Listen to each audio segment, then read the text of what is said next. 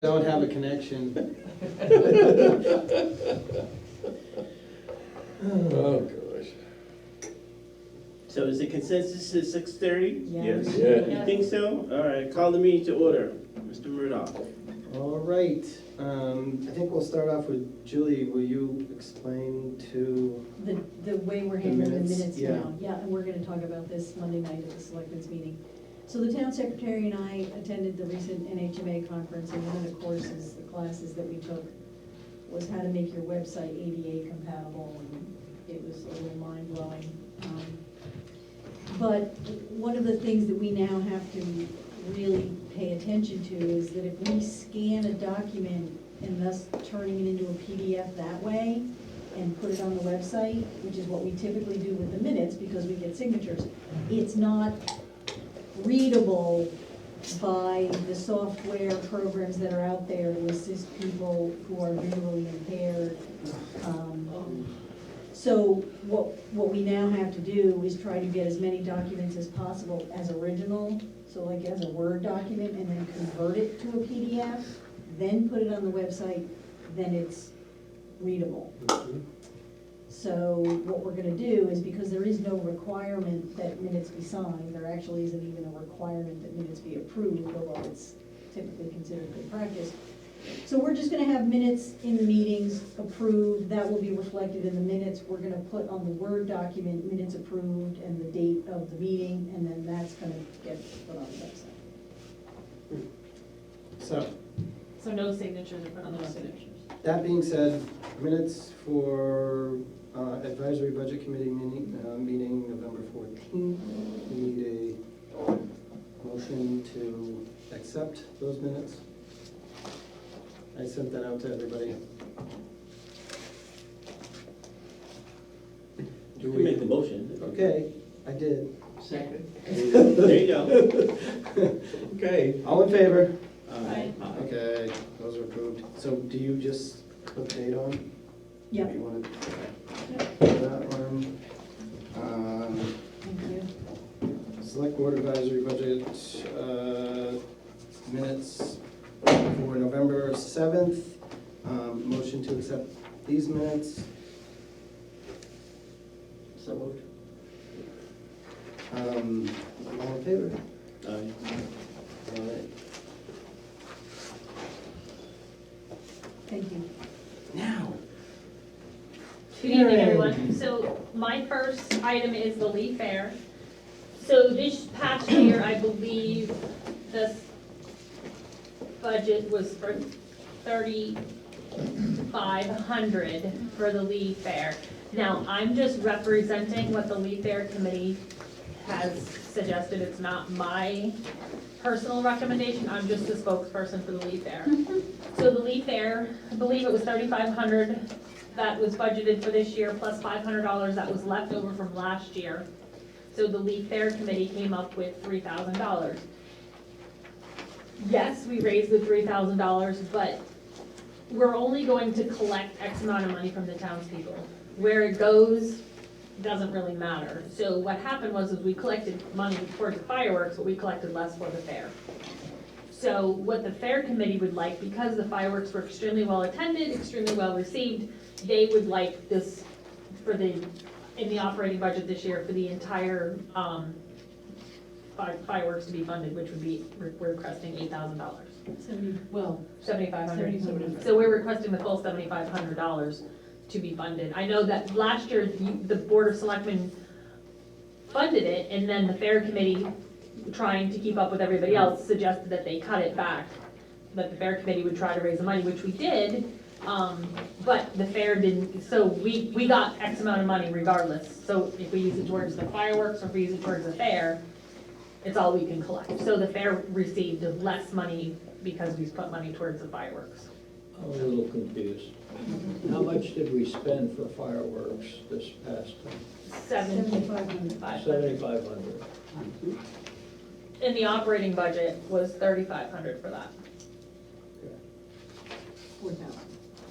500 were left over from last year. No, there. Oh, it was $4,000. $4,000 in the budget. And then we had 500 left over from the fall before, so we had 4,500 towards the fireworks, and we raised the difference, So how much are you asking? for? 8,000.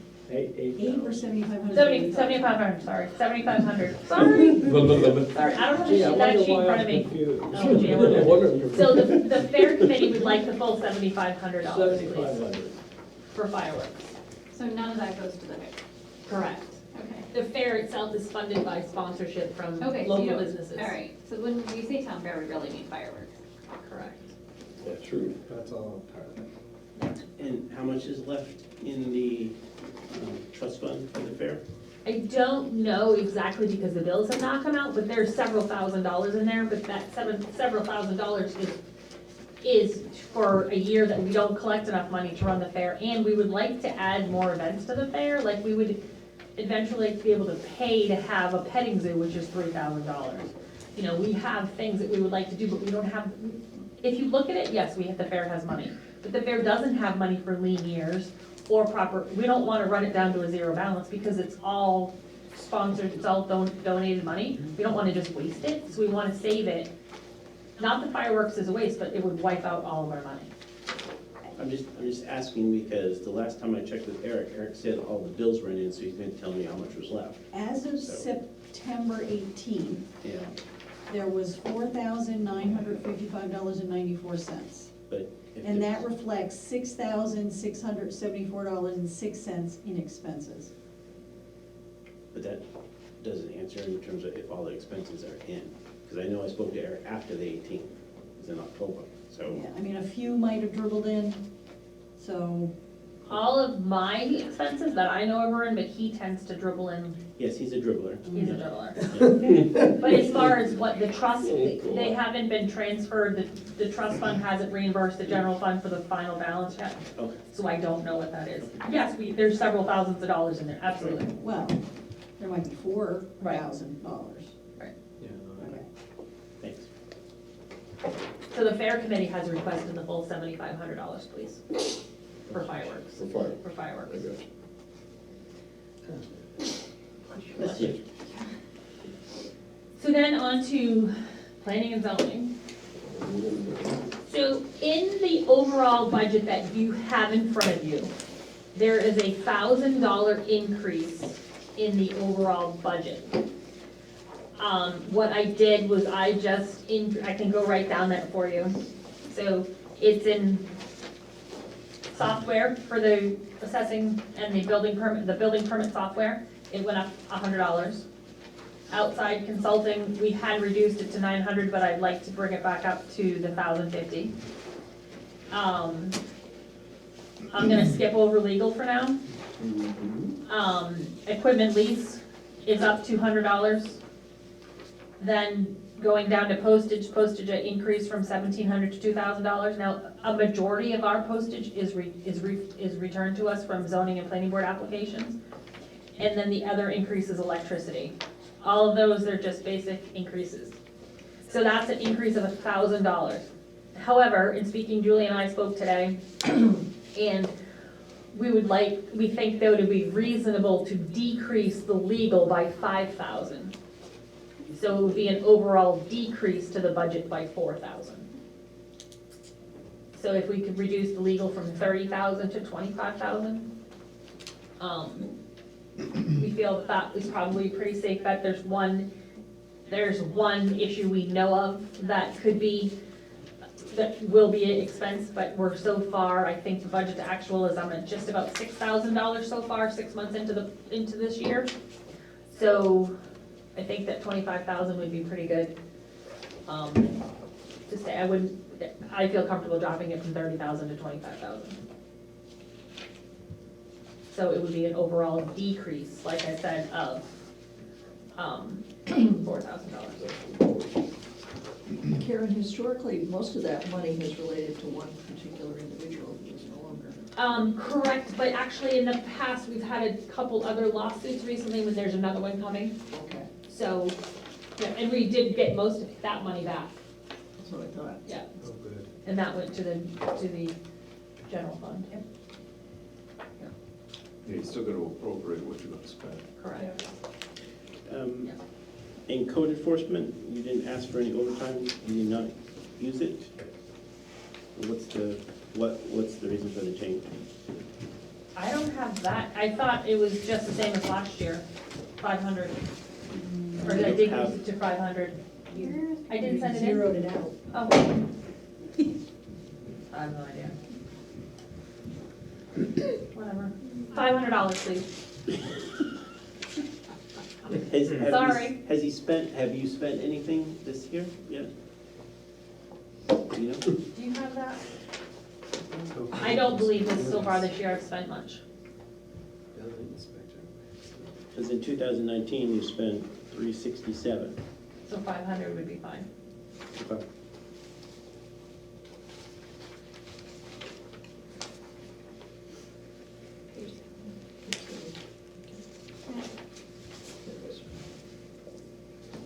So 500.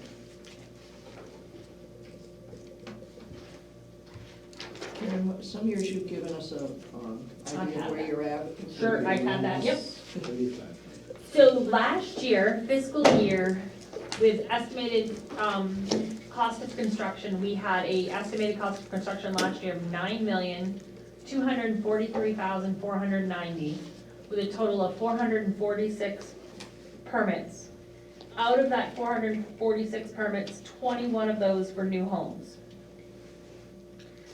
This year to date, first and second quarter, the total project cost, the total cost of construction is $2,939,423.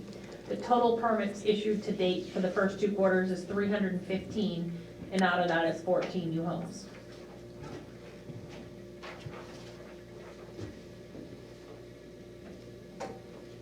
Does the guy at the traffic circle have anything going yet? He does not have any tenants yet.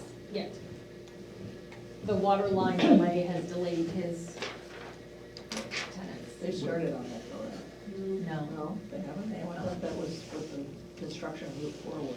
No, that's a Durham, that's a whole separate Durham project. The water line has been delayed yet again.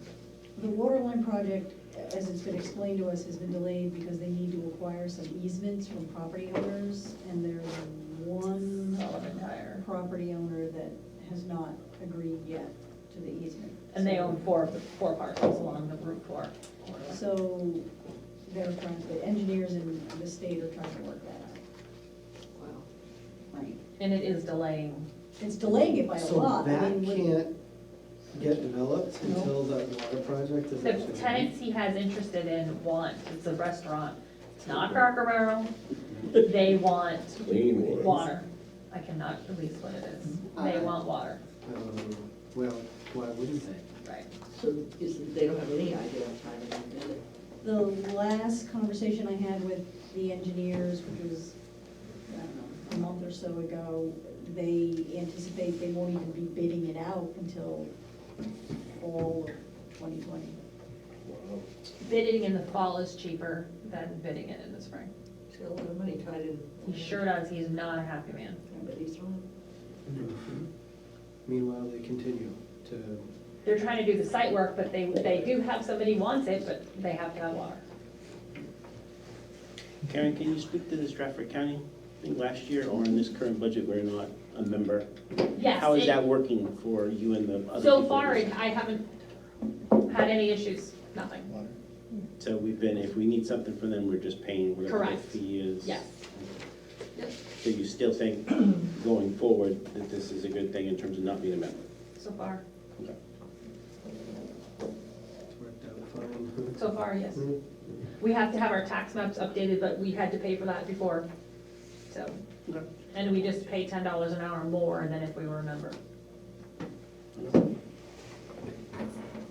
Julie, have you been affected by that at all? All set? Everybody good? Yeah. All right, thank you.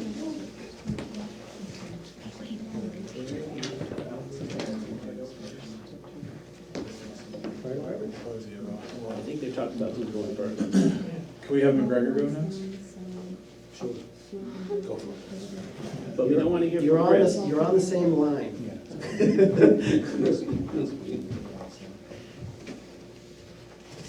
Good evening, sir. Good evening, sir. Sirs and ma'ams. So I did, you folks have the letter that I sent around previously? I think so. They should. Okay. It's in there. Handing it out then. So. You have it? I brought copies. I'll have it, if you want to have it right there. It's in the last one in administration. Thank you.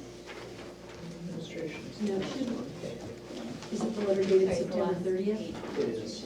I mean, it should be in the fire department section. Is anyone else? Okay.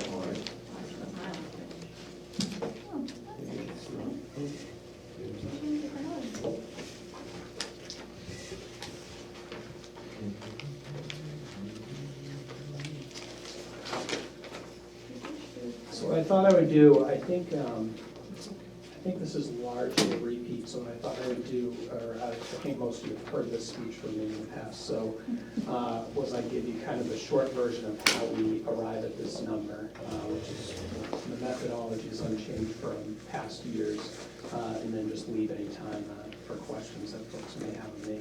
For those of us who are old and wear hearing aids. All right. So, my name's Chris Lumlin, I'm the director at McGregor EMS. I've been the director for about a year and a half, but I've been with the organization since about 2001 when I began as a volunteer. I'm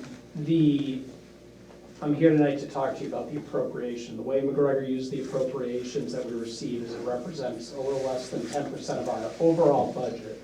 And although what you'll see on this paper, what we talk about is it going towards some of our fixed costs, the way that I really think of it is deferring some of the cost of the, essentially the free services that we provide to members of all the communities over the course of the year.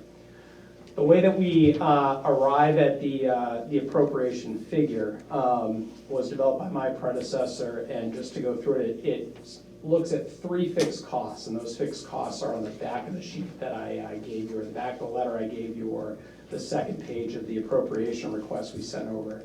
So that's the UNH dispatch costs, which is the same dispatch center that we use with the Lee Fire Department.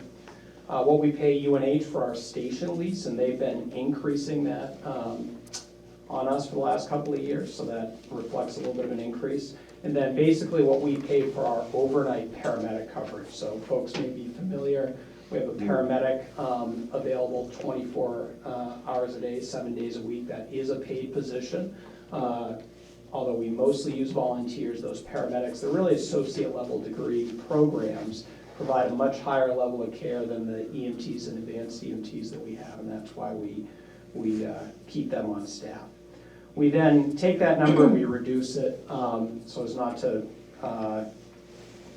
just to make it more affordable for the communities as part of being a nonprofit, and that gives us our total appropriation figure.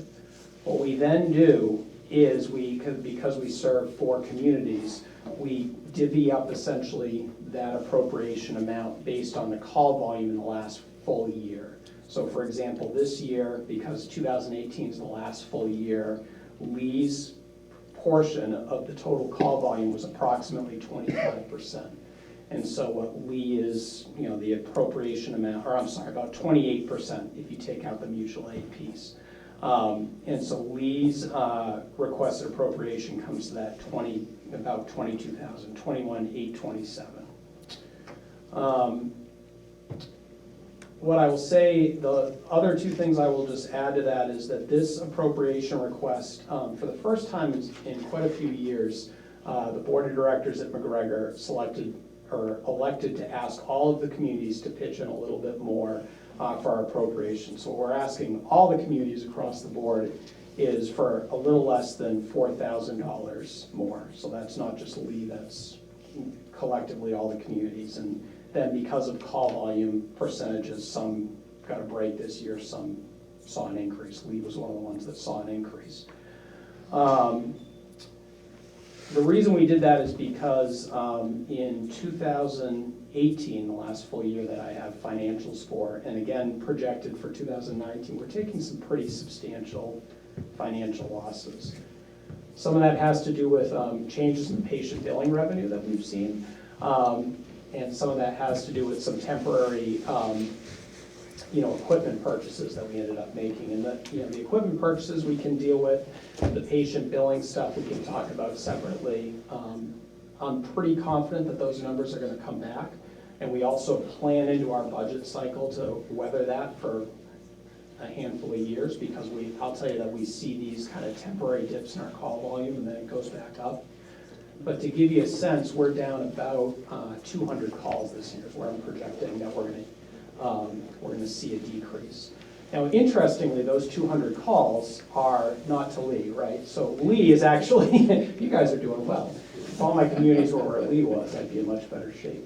But it's really, primarily, it's the Durham and UNH communities. And that's where, historically, we've seen the greatest fluctuation. So maybe a little more detail than you care to know, but that's affecting our bottom line. So really, I mean, last year we took about a $90,000 loss.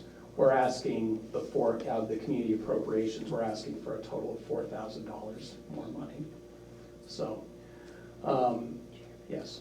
If I may, first let me say, having been a customer of yours twice, I'm sorry. you actually do a great job. Your people are fantastic, and, really, it's first class, and they're great. When you say Lee, Mhm. what does that mean? Does that mean it's a call into just the town of Lee anywhere, or is it the resident status, or?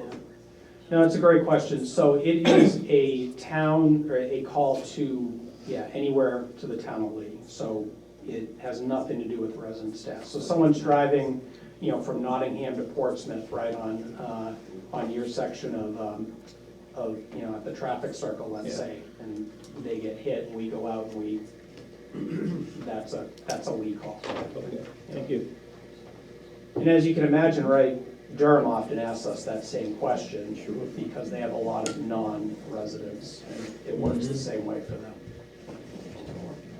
Can you tell us in terms of the nature of the reduction of 200 calls, are they, what's the nature of them?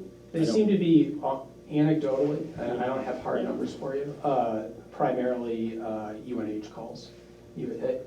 It does seem like But not accidents, like medical things, or? No, it's the UNH populated. There seem to be years where the UNH population keeps us more busy than others. Okay. And they're going through a phase where they are taking good care of themselves. And Which is good. that's good, right? But, except when I do the budget, I lose a few nights of sleep, and then we prefer it that way.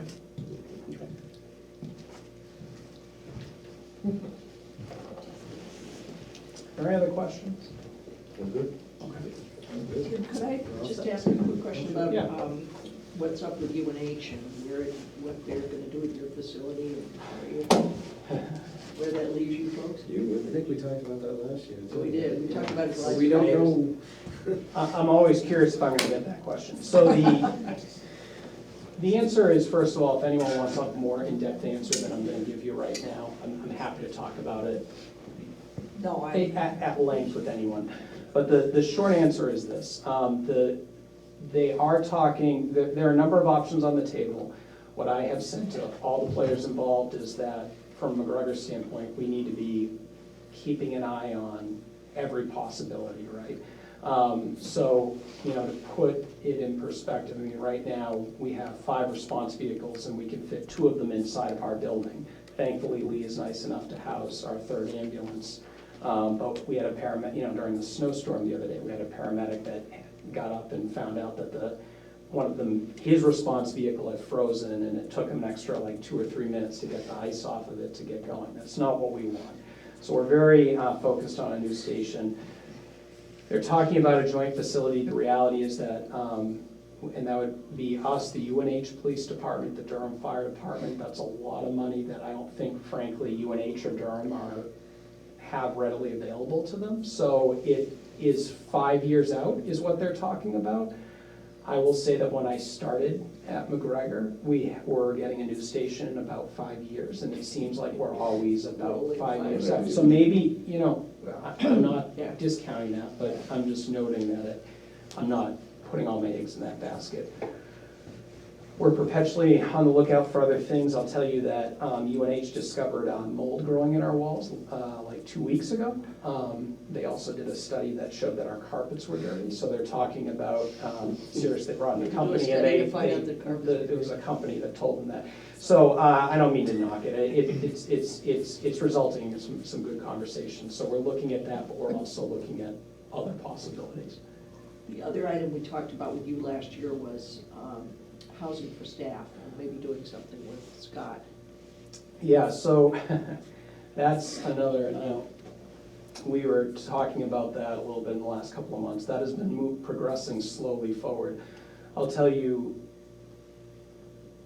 we don't have an immediate possibility for that. I was really hoping that For some hiring. from a volunteer recruitment perspective, we're doing a little bit better than we were a year ago, but I think where we really lack is those community members, right? So because we have access to the UNH population, that's helpful to us. But where we really struggle is during the times when UNH is on break. And that's why I think in my personal view, the fire department challenges in terms of recruitment and ours are very similar. And I think it's just finding the right facility for that sort of housing option. And It's interesting. we're not there yet. It's an interesting. Yeah. Thanks, guys. Thank you. Thanks, sir.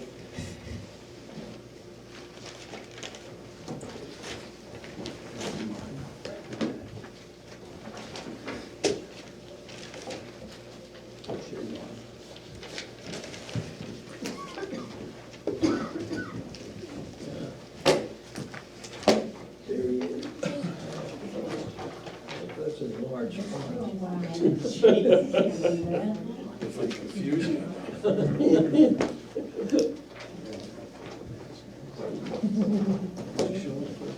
Still there. Still there? It's getting better. Doing high fives? It's getting better. Not yet. I can lift a coffee cup, that's it. Yeah. What do you do?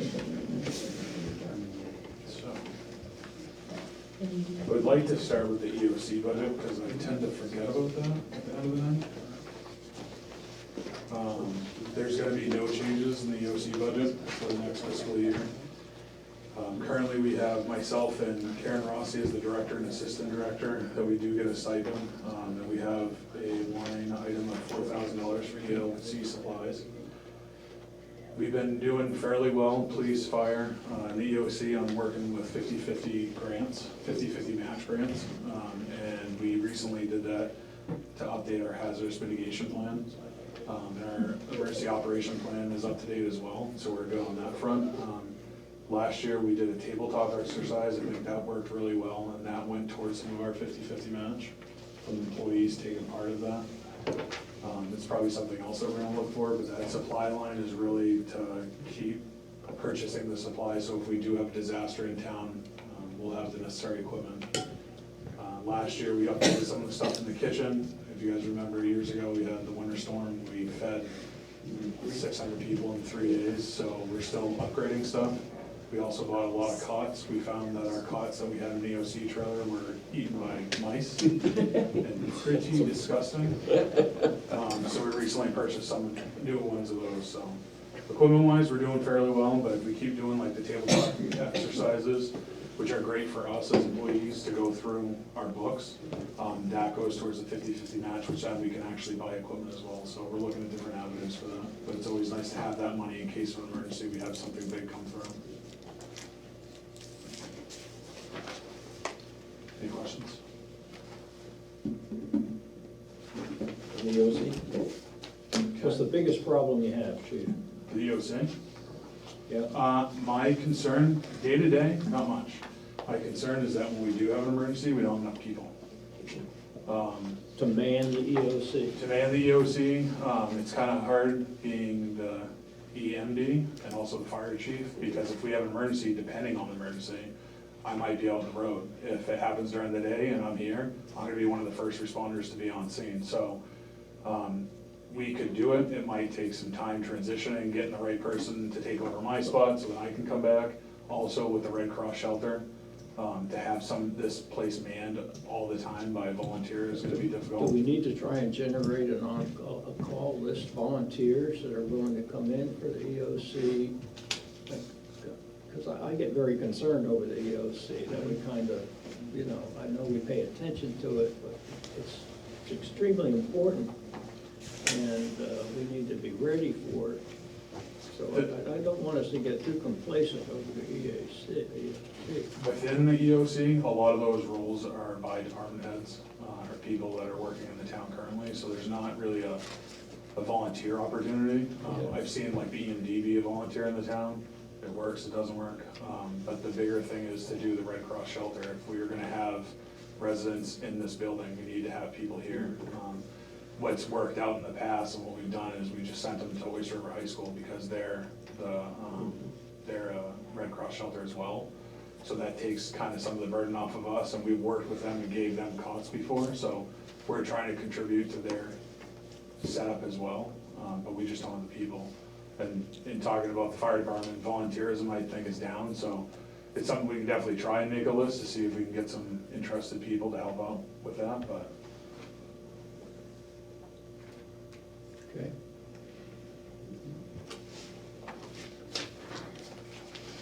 When was the last time we had a drill? The drill Yeah. was last year, when we did the tabletop exercise, I'm sorry? last year. We did the tabletop Is exercise. that often enough, you think?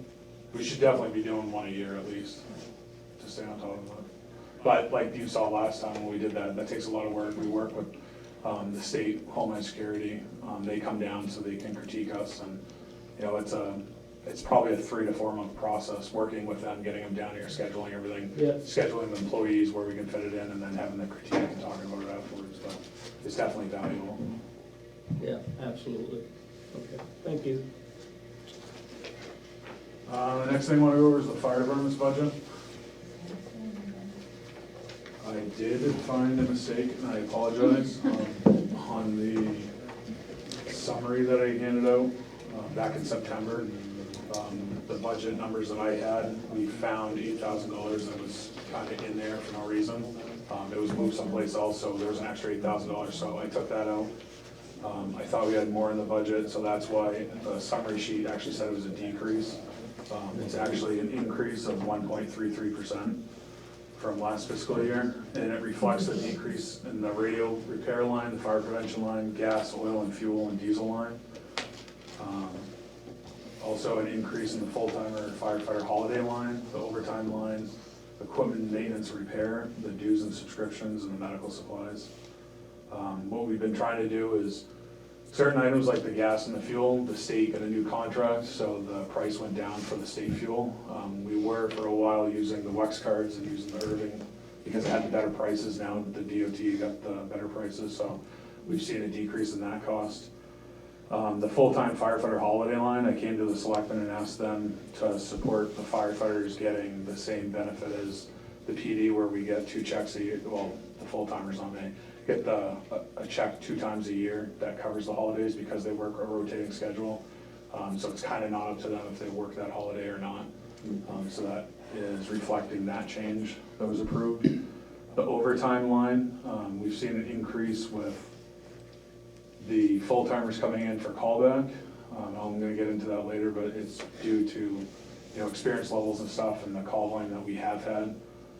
Also, the full-timers are coming in for training, they're conducting the training, they're coming in for the training, so we need to cover that. But the big thing that I want to talk about, that I talk about every year, is that we continue to see a decrease in the on-call staffing levels and the participation. Thankfully, we've been doing these summary sheets the last couple of years, and I actually looked back at them, and we've seen a 54% decrease in our on-call members, the volunteers from 2016 to 2019. In 2016, we had 26 members that were on call, and then this year we have 12 members. At the time when I did the summary, we only had 10 on-call members on our department. We've tried ongoing efforts to recruit new members for on-call members through social media. I've done things on Facebook. We've had over 40 to 50 shares of the flyers that I've sent out on Facebook. We have an e-card every single week. And I've also put it up at the Fire Academy. The Fire Academy now is letting us put on the employment page requests for on-call firefighters as well, just not part-time and full-timers. And also what we've seen is a big trend in people that are coming here and applying for our department don't live in the community anymore. We're starting to see a lot of people from Dover area come into the department applying for the on-call positions. So with that, there's a limited role for them. We do have the nighttime coverage, but some, they're not coming in fully certified and everything where they can just jump into everything. So it's taking time for them to get certified and for them to go through all the equipment and get used to the department and then take on some of those nighttime shifts. The paperwork that I did give you, the handout, shows that we've been really relying on a handful of people to continue running this department. It's something that's making me nervous. I've been on the department for 20 years and it's always been this way. There's always that handful of members that do everything they possibly can and really keep this department afloat. You'll see on that first page, this is just a breakdown of the participation for the calls. I've never shown the ABC or the Board of Selectmen this list, but what I did was I went down through the staff members and did it as if they're a full-time, part-timer, on-call position. And then it shows how many calls they go on a month, and then the total for the year. And as you can see on the first page, the full-timers and part-timers make up a majority of the call volume. I did it, the red outline is from 10% on. Last year we did 700 calls. Out of that, for the 10% would be 70 calls. We roughly do anywhere from 50 to 80 calls a month. So, that's only 4 or 5 calls a month throughout the whole year. And then other people are doing, the top one, which was an on-call member, was 276 calls, and then the 2 full-timers. And I understand the full-timers are kind of in a different place. They're working here in the time frame where we have the most call volume is during the day. They are working the longer shifts, so they have more time spent around here. But a lot of the part-timers only work the 24-hour shift, but they're also putting in for the nighttime coverage. They're coming in for the callbacks to help out so we have enough people. And the full-timers and the part-timers, as well as the on-call people though, are the ones that are doing the department activities as well. So my concern is that they're gonna get burnt out after a while. I've already started to see it in some of the part-timers that we hired just in July because they're doing so much work. And I broke those numbers down. I also gave you the numbers from last year to kind of show you the difference when even a year ago we had more on-call personnel doing 10% of the call volume. So each year it's going down. And then the third page, that is really tiny, and I apologize. I was trying to keep it on one page. It's from 10 years ago. 10 years ago we had 33 members. And as you can see, that's a huge line of on-call firefighters that we don't have anymore. So we continue to get more and more calls each year, just like the rest of the nation, the fire department's out there, but we're having less and less people. Something that I did want to do, I read an article in this magazine, and of course it's called Backdrops, that brought up a good exercise. It says another good exercise is to separate your members into 4 age groups. I've identified in the fire service, I categorize young people aged 14 to 18. We don't have anybody on the department younger than 18. As the future of the fire service, those aged 18 to 25, which we do, as the backbone, and those 40 plus as the knowledge and experience base of the fire service. Those in the age group between 25 and 40 fall into what I refer to as the lost years, a time of significant personal and professional growth and all the associated challenges that come with it. So I did look at the department and our age group because it's something I really haven't thought of that could be an issue for the future. And looking at the age range, 18 to 25, we do have 6 members in that group. That group, I look at it where they're still potentially living with their parents, but they're looking to move out. From my members that I'm only talking about from their experience, we don't have really too many places in town for them to rent an apartment. So they're going to Newmarket and Dover and we're losing them that way. So we're not sometimes we're not losing the members, but we're losing their participation rate. They're out of town, so they can't go on as many calls as they were before. The 26 to 45, we have 11, that makes up 50% of our members, and that's the bigger group that, you know, they've been on the department for a couple of years usually, they have their Fire One certification, their EMT, they are a valuable member participating, but they're also making those life changes. They're trying out for that full-time career in whatever facet it is, but, you know, in the past, we've lost 6 members to full-time departments where they're changing their careers, or looking for a full-time career. They're also getting married, buying a house. Some people can't afford a house in town, so they're moving out of town, so we're losing them that way as well. And that kills the response time. Correct. And then we look at the 46 to 65, and we have 5 members. They're towards the end of their career, they've been doing this for a long time. They're not waking up at 2 o'clock in the morning anymore for some of our calls. But that's really the experience of our department. They've been on the department for 30-plus years. And when we look back at the 6 individuals from 18 to 25, they don't have that leadership with them on some of these calls. So, you know, I was kind of thinking of it, I just started coaching my son's hockey team, and as of right now, they don't have a rec program in the hockey league.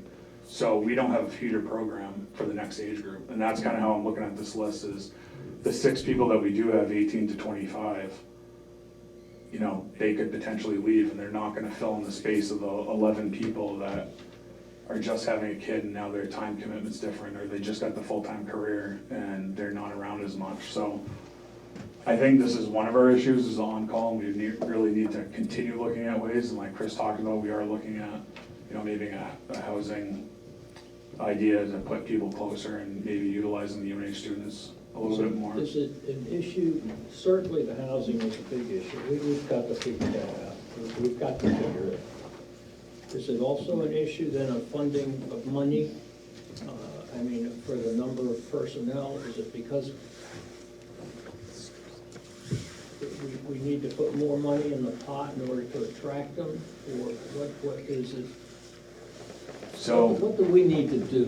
What do we need to do? in my eyes, the board did something great a couple of years ago and stepped up, and then we looked at the wages, we did it by certification, the years of experience, you know, what they're doing.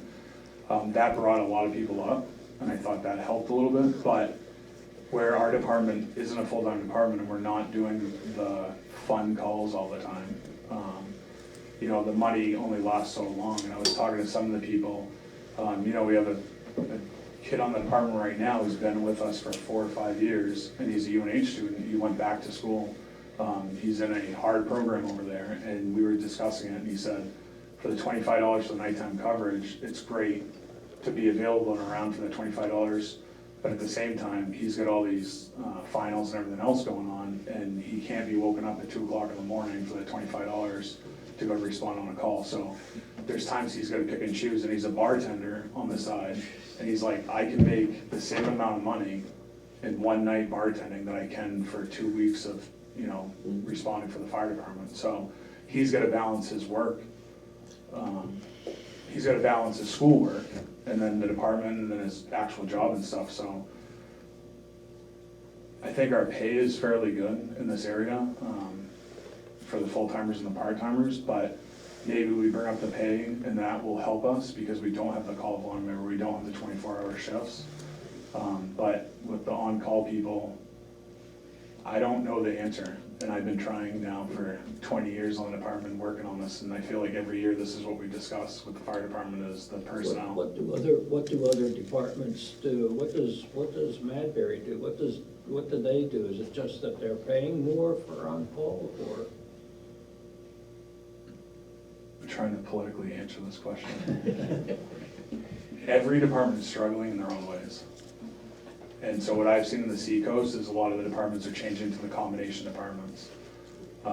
Everybody down 125 is combination now, Epping, Brentwood. What does that mean? The combination department is they have full-timers, they have part-timers, and then they have the on-call staff. So it's a combination of staffing, and we all come up with our own models, and some of us have the same exact models to make sure that we're covering all the calls in town. Isn't that where we're at? Yep. Okay. Yep. And that's the model that, you know, that's come to fruition like the last, 15 years, because I got hired 15 years ago as the first full-timer. So the communities around us and us have been doing that for 15 years, but we're starting to see that on-call is getting lower and lower, we don't have the members. So is the answer you need more part-time and full-time So to make up for no on-call people? I know we were requested to present under 2%, so that's what I did. I also looked at adding a full-timer, and that's something that I'm gonna be coming back to the ABC and the selectmen every year, asking for more full-timers. I know it's a difficult situation, I know there's other projects going on, I know other departments have their own things, but my long-term goal, within 5 years, I would like to say, is to have 4 full-timers on 24/7, working with the part-timers as well 24/7, so we'd have coverage every day of the week. You'd be fully staffed. We'd be fully staffed with 2 people, which most of our calls we can, but the big ones we're definitely, obviously still need our on-call members, and so that's why we still need to continue working with the on-call members. We just can't forget about them, we need on-call members to survive, we cannot run this department with just 2 people on shifts. And then within that future, making all those full-timers lieutenants. So now we have experienced firefighters with leadership capabilities that are here in the town 365 days a year. Well, Chief, all I can say is you're doing a great job, and your people are doing a great job, and we appreciate it. And now we need to figure out how we help you to get to where you need to be. And I always have a hard time coming to the board and the ABC and talking about this, because I think our personnel do a great job. And it's, Absolutely. and that's something why I've never shown the participation, is because I understand where all these people are coming from. We just had a gentleman that's been on the department for 2 years, he got his EMT, he just had a child, and he has a very busy job, so he's not around as much, which I can completely understand. But now he's also in Fire One on top of all this, and he's still trying to help out as best he can. So we do have people that are very committed to the town as much as they can be. Yeah. You know, now trying to help my son's hockey team, I'm on the phone every single day working on hockey-related stuff, of all hours in the day, working on roster and talking to parents and stuff, so I can understand the commitment level that a lot of these parents are feeling in other avenues of music and sports and everything else going on now, but. So our people are doing a great job, and the people that we do have, you know, continue to move us forward. We have good morale right now, but I'm just trying to support them and support the town and cover these calls. Absolutely. Can I ask a question? Yep. You referenced a while ago in terms of the fun calls. What are the fun calls? Structure fires. Structure So- fires. Car accidents. Always, Should we be yeah. worried about these people that think those are fun? No? It's, I don't know, I've talked to somebody in the military. Widespread. Some people in the military, not everybody. They go in the military, and part of their job is to go to war, and if they don't go to war and they're sitting around, it kind of bothers them. With us, the same way. We go to school, we do all this, we get the education, we train all the time for these big calls, and that keeps us excited. Every day is different in this job, every call is different. I can go to 15 car accidents this week, and they're all gonna be completely different, so that's the fun side of it. Well, you had a lot of fun last Friday. That was like sitting in class, and they were just throwing out all these calls at you. You had a car accident, and somebody was screaming on the phone, they thought there was a third car involved, multiple patients, car was on fire in the middle of the snowstorm. Most of it was true. We did have a car fire. Newtown Plain, 2 cars collided and they were on fire? Or- Turtle Pond Road. Turtle Pond, sorry. Everybody's okay. Good. Yeah. Maybe it was like, Sorry. So, Drifty here. Any issues with the facility? You were mentioning a few things when we were down there 2 weeks ago, week and a half ago? I haven't proposed anything, but we are gonna look at doing a grant, a FEMA grant for a Plimo vent system, which would hook up to all the exhaust for all the trucks, so that when we start the trucks up, it goes out of the building. Currently, we do have a fan with a CO meter. I've never seen that meter go off in my life, and the trucks start every day. So we are taking some of that in. Our gear, and at the time the building was built, it wasn't really known as well, but now, with all that exhaust fume and everything else, the gear is out in the bays open. Also, a part of it, the sun comes through the window and hits the gear and actually degrades it. So something I want to do in the future also is box that all in, put it in its own room with the door closed so it doesn't get all the debris and all the exhaust on it and stuff to make it last longer. So that's, we're always looking forward. We got the washing machine a couple years ago. We're always looking ways to prevent cancer because that's a huge thing right now. So, back to the budget.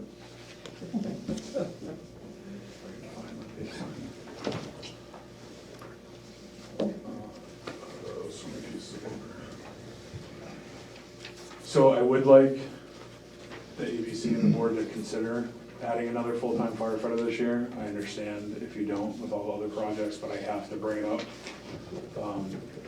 I don't feel like I'm doing my job if I don't discuss this. So currently, like I said earlier, it's a 1.33% increase. It's an increase of $6,836. Yeah, I'm sorry, can you say that number again? I'm just, $6,836. to your budget? Correct. Because you're eliminating a part-time? Don't, just currently, I'm just talking about what I presented. Oh, gotcha. If the ABC and the board would approve another full-time firefighter, the fire department's budget would go up $48,041, which is a 9.3% increase of the fire department's budget. And the town's budget would also go up for the medical and the benefits. So in total, it would be an increase of the overall budget, $82,402.18. Would this person be a lieutenant, Scott, or are you just a regular firefighter? At this time, it's hard to say. If I look within the department, it would be a firefighter. If we hire somebody from out, I don't know their experience level. Okay. So for right now, it'd probably be just a firefighter EMT. But this is a progression to get to that next step of getting a fourth firefighter. And that's the long-term goal. Yeah. And I understand we just can't come to the town and say, hey, can we hire 4 firefighters for $300,000? And we've discussed this in the past. So we're trying to have a progressive approach to this and asking for another firefighter each year, understanding the financials of the town. Chief, you did break out a schedule before, do you still have it? The schedule of what the firefighters work. No, well, if you were to add another full-time firefighter, what would the rotating schedule look like? So currently, the 2 full-timers are rotating schedule. It's called a Kelly system, how we have it, and it's extremely hard to understand. I had to literally put the schedule up for the whole year to figure it out. So what they usually do is a firefighter works Saturday, Sunday, Monday, and then that way we can have a meeting with them on Monday about what happened on Saturday and Sunday. And then the next firefighter comes in Tuesday, Wednesday, and then the other firefighter comes back for Thursday, Friday, and it just rotates. So they work every other weekend right now. And the third person, we would utilize a part-timer in a different role and look at maybe covering those Friday nights and the Saturday nights and Sundays, and we've discussed in the past where we don't have anybody on schedule. So we'd move those part-timers over there and then add the full-timer into that rotation of the 12-hour shifts. If you were to move a part-timer to a full-timer, We could do that as well. you could do that as well. You couldn't do scheduling it the same way, right? We could. You could. It doesn't give you an added head. You can make them a full-timer, but it doesn't give you a head. Gives you more More guaranteed coverage. So, It gives us consistency, and then it gives us that person. yeah, it's Long-term. not a resource, but And it's a that promotion. is our It's not a long-term resource. goal, is to have the 4 full-timers. Mhm. And, we'd have to continue looking Mhm. as we go about the part-timers, because they would still be working with those full-timers on the shift. But that's a long-term goal. We'd have to look at those numbers. You need manpower. Oh, I Don't need a promotion, you need manpower. Well, it's not a promotion, it's an increasing Well, number the of hours hours, full-time. yeah, the coverage. You need head count. Scott, in terms of finding people, is it easier to find full-timers than it is part-timers? I wish that was true. what we've seen in the fire service in the last couple of years is everybody's hiring. So it really doesn't matter what you're trying to hire for, it's gonna be hard. Correct. I think we would get more people, and I've definitely seen that. We put out part-time positions, and we've only had 4 applicants. But we're fighting against the Durhams, the Dovers, the Rochesters. I think Dover, and don't quote me on this, has probably hired 16 firefighters in the last 3 years.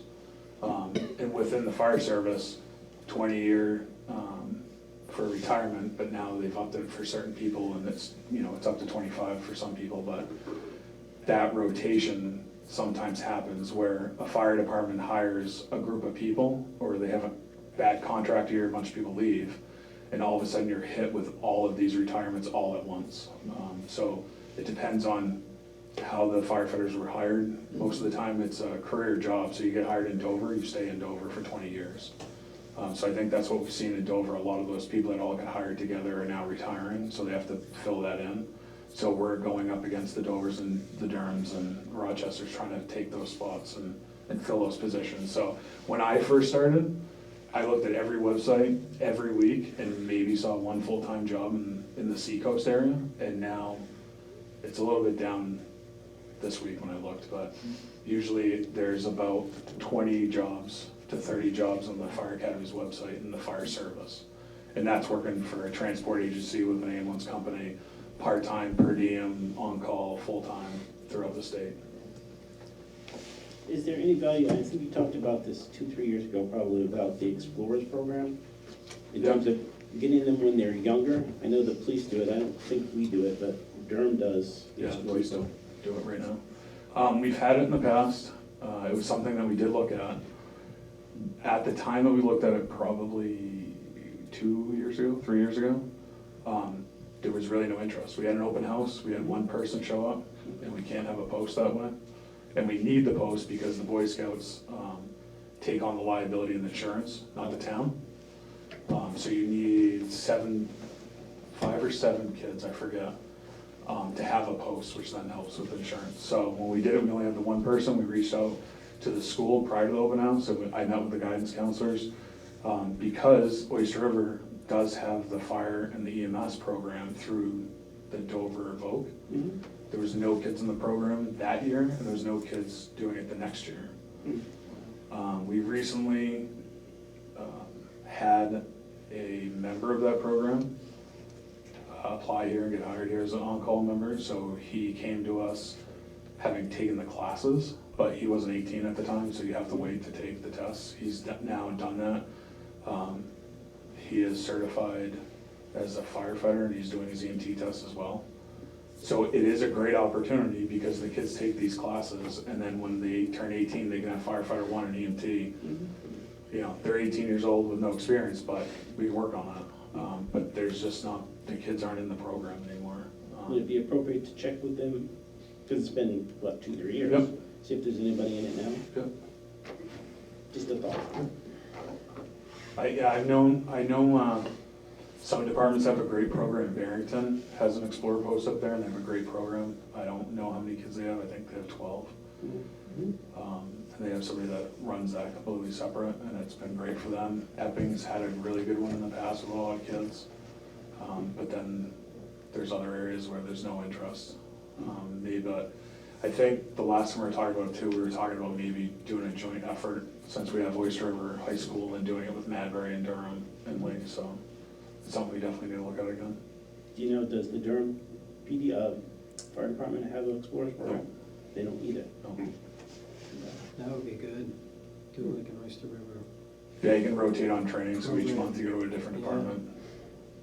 That would be something to look into. It sounds like if you could get them younger, get them interested, then you get them for, a period of time.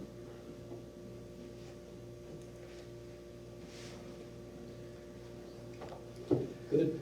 All right. Sorry, I'm pretty sure at this point you won't know this, but the number that Scott quoted for the total cost, in other words, rolling all the personnel, Yeah.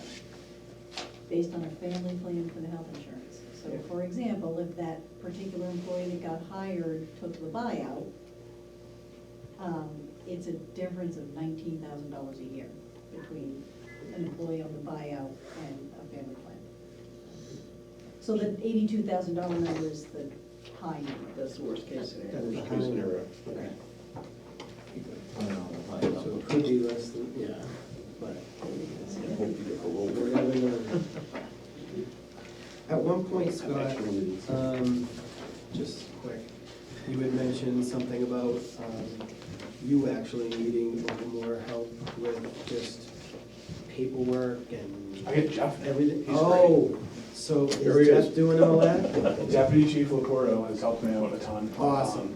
We've Okay. made it work within the schedule, so now he's doing all the inspections in town. Thanks for bringing this up. Yeah, He's starting to do all the business inspections in town, so we're gonna work on the annual inspections for every business in the community. We did that about 5 years ago. Because of being busy, we haven't got back to it, so now we're going through all the businesses. He's also helped me with the site plans review, the sprinkler inspections, the fire alarm inspections, going to all the meetings that I used to have to, working with all these companies, with like Haunted Overload, the racetrack, the school. So he's taken a huge workload off my desk and helped me out that way. He's in the office as well to help me out with just operations with the personnel that we have in-house, and dealing with some issues, so it's not coming to my level. So that's all been great. excellent. Good. Great. So Um, at this point, you don't think you do need a No, assistant anymore like we did? nope, he's been great, and that's helped out. Awesome, that's great. We're starting to charge for permits now, so I don't have those numbers right now with me, but we've been seeing an increase in that, back to the town. And we're working on a new reporting program, so when we have calls, we can put it in to a software program. And when we get to do that, we're gonna start at that in July hopefully, or January, sorry. That program allows us to keep better track of our inspections and stuff, so hopefully this time next year I'll have real numbers to show you how many inspections we're doing, what kind of inspections we're doing, and the money that we're bringing in from those permits. Excellent. Can you give us a quick update? We got you the command vehicle. How is that working out with your process? Excellent. Does it make coffee and stuff? No, no? No, that's Jeff. It's only if I'm driving. I was recently out for surgery and Jeff took the car home and it was great because he could go to those nighttime calls and be available. I've used it numerous times for different calls. We had a warm day and we had a cross-country meet going on in town and it turned into kind of a small MCI because patients, we started all of a sudden getting all these patients, so I took the command vehicle there because we had multiple ambulances coming in, we had our group coming in, so we were just trying to keep track and it allows me to do that. We've had a couple fires, this year we saw an increase in fires, we actually had 8 in town, so I used it that way. So it has been excellent for us in keeping accountability and then having the radios with the mobiles in the back so we can communicate to dispatch and the firefighters inside. I've also used them on car accidents. We've had a couple car accidents where we have incoming apparatus and talking on the portables. Some places doesn't work the best, so I've utilized the vehicle, command vehicle, to keep track of our patients, to keep track of what ambulance is coming in and other resources that we have. So that's the greatest benefit to it, is the accountability, where in the past we really haven't known where people are or who's covering what, so it's really worked out great. Do you have any information in terms of, people don't know it, but on their homeowners insurance, I think it's the experience factor, the rating number that we get as a town? ISO, yep. Is our number staying the same, up, down? The last letter I got is it's going down. So that makes it so people save on their homeowners insurance when they renew? No, their insurance Oh, it's goes going the other way? Yeah. And there's some classes going on in town, in the state, that I want to try and get to so I can learn more about it, because there's so many aspects of that with the fire department that we need to try and figure out how we can make it better. A big one is the water supply. So we've been working with ISO, trying to straighten that all out. We don't have the hydrants, we have the cisterns, so there's the certain cisterns, as you know, on the planning board, that do count as a water supply for the town. So we've been working on that and GPSing the locations and trying to get that side of things straightened out to help our homeowners insurance and the ISO rating. A lot of it has to do with equipment. So as we continue buying the trucks and we're trying to upgrade in the proper way, we're looking at the ISO ratings to make sure that we're staying the same. All right, so down, bad, up, good. Yeah. I'll try to remember that next time. I just remember, it's one of those The rating, things that yeah. most people don't know about. A lot, sorry. No, that's okay, because if your fire department stinks, your costs go Your up. insurance is So the higher. better the fire department is, everybody's saving at that point, so. Yeah, it's water supply, the equipment that you have, the response time that you have, how many people are on the apparatus, Exactly. you know, they look at our hose testing, our pump testing that we do, we have to provide them with like the last 5 years. The training of our staff, we have to give them all those records, so it's, I wouldn't say it's as big as Kalia, like the police department did in the past, but it's up there with a lot of paperwork. Well, it has a direct effect on how much the residents of the town have to pay for certain things. So, that's the only reason I bring it up. It's interesting. Eventually, people will know, oh, that's what that is, and that affects Little their number. particular costs, so. Thank you, sir. Thank you, Chief. Everybody else? Thanks, Jim. Thank you very much.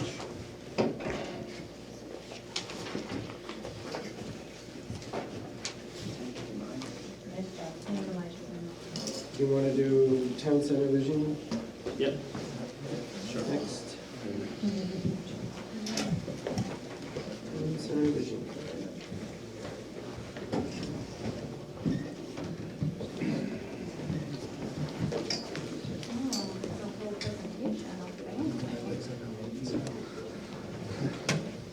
Oh, yeah.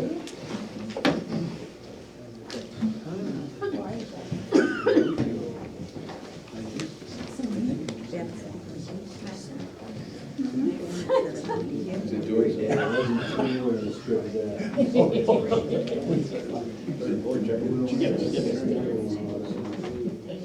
I have some more if somebody wants one.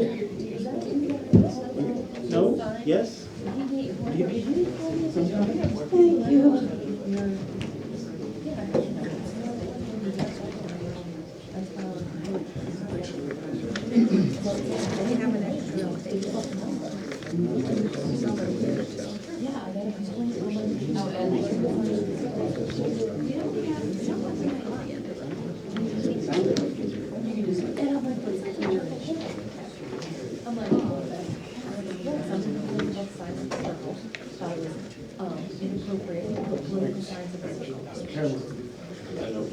Are you ready? Yes, Don't fall asleep. I think we only need the one light. Sure. Yeah, I do worry about people falling asleep, so.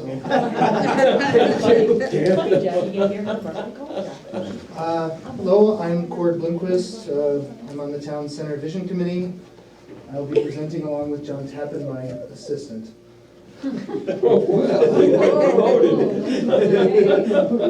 John's done the hard work, I just move pictures around. So, to bring everyone up to date, after the warrant article for the 2019 Town Center proposal failed to pass, the Board of Selectmen revised our charge. Our revised charge is focused on building an office building with the understanding that this would allow the town hall to be renovated and returned to a meeting space. After reviewing possible office building configurations, the Select Board decided in September to move forward with a 2-story office building. This building would house all the administrative functions of the town, provide dedicated private meeting spaces, provide monitored and controlled access to the building, and create a more efficient workspace for town staff. When we considered possible office layouts, we evaluated 1-story and 2-story options using 9 selection criteria, you can see here. None of the designs offered a clear winner on the first 5 criteria, but a 2-story building with an elevator stood out by providing more interior accessible area, reducing the building's footprint, and providing the most low-impact design, or I suppose you could say the least impactful design.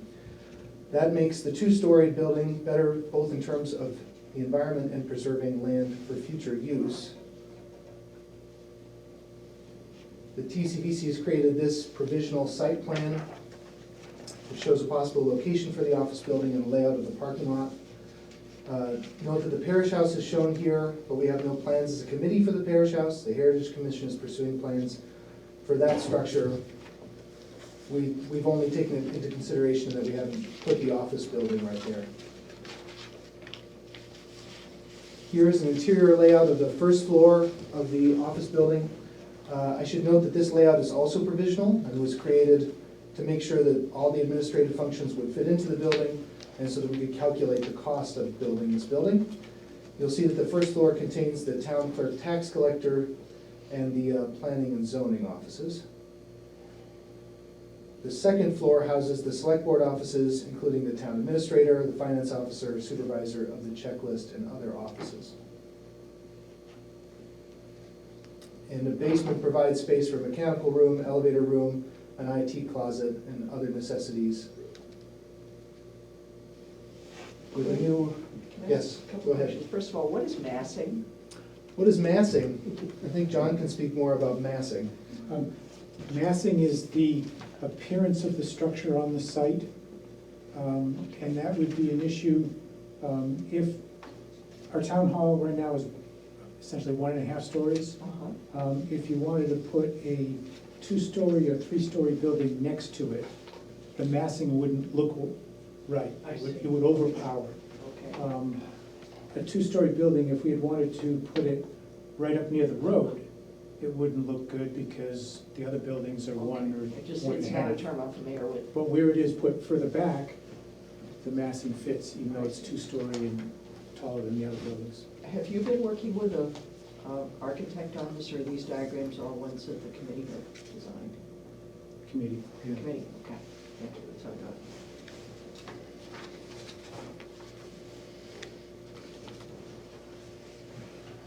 So with the new office building built, the town hall could be vacated, renovated, and turned back into meeting space. This could be funded up to 50% through an LCHIP grant. The TCVC is taking significant steps towards securing that grant. In October, the select board approved an assessment of the town hall, which is now underway by AECM Architects. That's not a typo, it's a small m. This includes assessing the current state of the building, providing detailed costs of renovation, and preparing a report that meets LCHIP guidelines. So that brings everybody up to present date as to the process. John will now talk about the budget.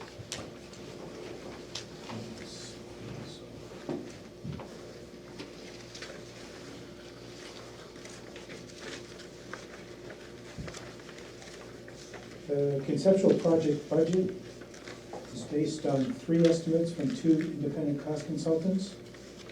And start over. 3 estimates from 2 independent cost consultants and by-owner cost estimates from vendors.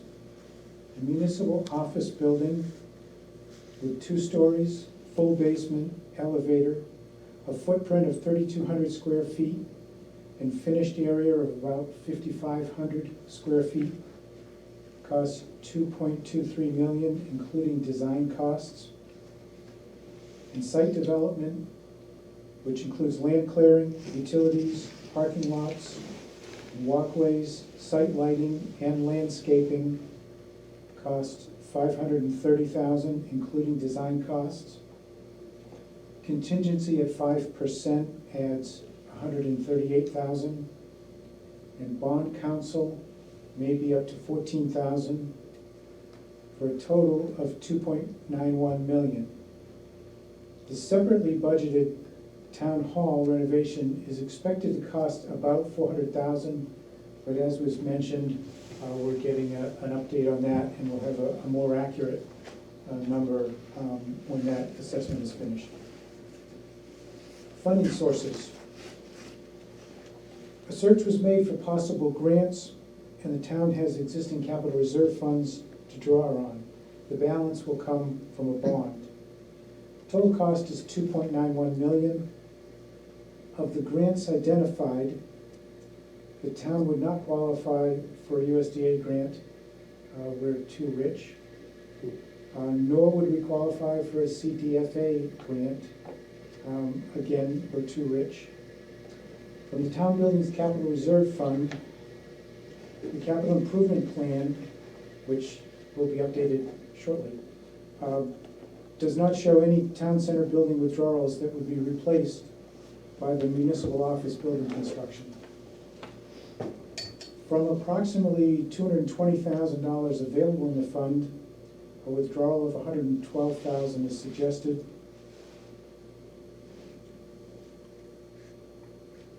This is the old slide. Other sources such as fund balance are possible. And the remainder, 2.8 million, would come from a bond. That was a little operator error there. The level principal 20-year bond is proposed. The repayment of principal, shown in blue, is the same each year, and as the remaining loan balance decreases, the interest payments, shown in orange, also decrease. The net interest cost for 20-year bonds issued by the New Hampshire Municipal Bond Bank on June 4th was 2.6%, a decrease from the 3.05% this past January. An interest rate of 2.7% is used here. There will be a bond sale on January 8th, 2020, and that will provide another data point for predicting interest rates. If the bond was issued in the second half of fiscal year 2021, there would be no payment until 2022. That first payment that's shown there in 2021 is just an interest payment on the first half year of interest. The tax rate increase for the town center project presented at last year's deliberative session showed a projected peak increase of $1.05. The tax rate increase for this year's town center project shows a peak increase of 44 cents. Looked at in detail, this chart shows the tax rate amounts that support the current debt service and the amounts that would support the proposed town center project costs. The reference level is the current tax rate, which includes 15 cents to pay for the public safety complex bond retiring in fiscal year 2023, and 8 cents to pay for the transfer station bond retiring in fiscal year 2024, and 11 cents to pay for the renovating town hall capital reserve fund appropriation. The bond payments decrease each year. In fiscal year 2021, the appropriation to the renovating town hall capital reserve fund would add 32 cents to the tax rate. That is if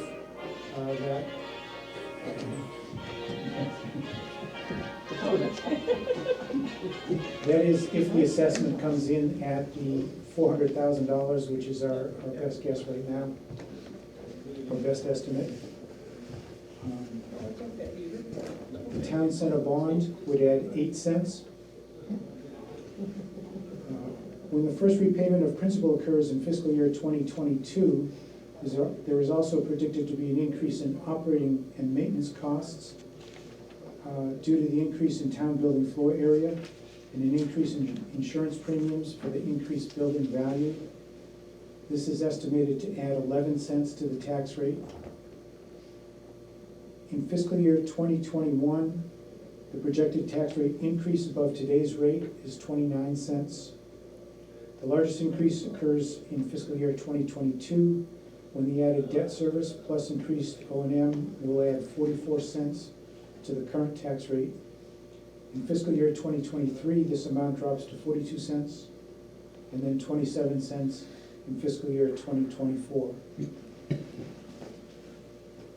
What effect would this tax rate increase have on the tax bill? This year, the median house value in Lee is $230,500. This property valuation would see a tax increase of $66 in fiscal year 2021 and $100 in fiscal year 2022, dropping to $94 in fiscal year 2023 and down to $61 in fiscal year 2024. These amounts are not cumulative, they are relative to the baseline of today. And we're at the point for questions from the board or from the budget committee. So Oh, I'm sorry, because I can't see. So what happens after, obviously it goes down, the transfer station and the public safety complex bonds drop off? Yes. Is there, then it goes back to being like no net, no difference from not doing the building? From now, Yeah, what does that look like? Well, that's what's shown here. Yeah, I with know, but I can't that- see. Okay, the reference level 0 is what we're paying right now. Yeah, And that paid for, or what was raised was enough to pay for this year's public safety complex bond, this year's transfer station bond, and the $50,000 that was put into the renovating town hall capital reserve fund, which is in the fund now. Those amounts, as those current bonds go down, if this project goes forward, those amounts are taken up by the new bond payments. right, By the time you're out to 2041, just counting the things that are in this project, the debt service, and the increased operating and maintenance, by the time you're out to 2041, you're back to where you are right now. okay. But by the time, Julie, were you specifically asking about the other two bonds when they're retired? Well, yeah, I was just wondering Yes. what the Yes. relative cost of the two bonds we already have versus the new bond. So in 2025, In 2025, what happens? if you're looking at tax rate, Yeah, it's to pay for the town center project bond would be 42 cents on the dollar. In 2025, both of the current bonds, public safety and transfer station, have been retired. right, So there's the 42 cents on the dollar, plus the estimated 10 cents on the dollar for the increased operating and maintenance. okay. And I'm sorry, I And- know, I think you said it, what's the impact of the tax rate right now for the two bonds we already have? The public safety complex bond right now is costing us 15 cents Yeah, this year, yeah, in the rate that was just set, the bills we just paid. 15 cents, the transfer station 8 cents, and then the 50,000 that was put into the renovating town hall capital reserve fund was 11 cents. And all of these numbers are rounded off to the nearest penny. So if you look at the totals of the columns, you'll see some round off error. Doesn't add up to exactly a penny because of round off. The other thing we have to remember is the bonds that were sold in June of 2019 were at 2.6%. Anticipated the January bonds are going to be even less than that. Yes, So it this is. 2.7 is very conservative. So anticipating maybe a June 2020 sale, maybe you're at 2.3, 2.4, something like that.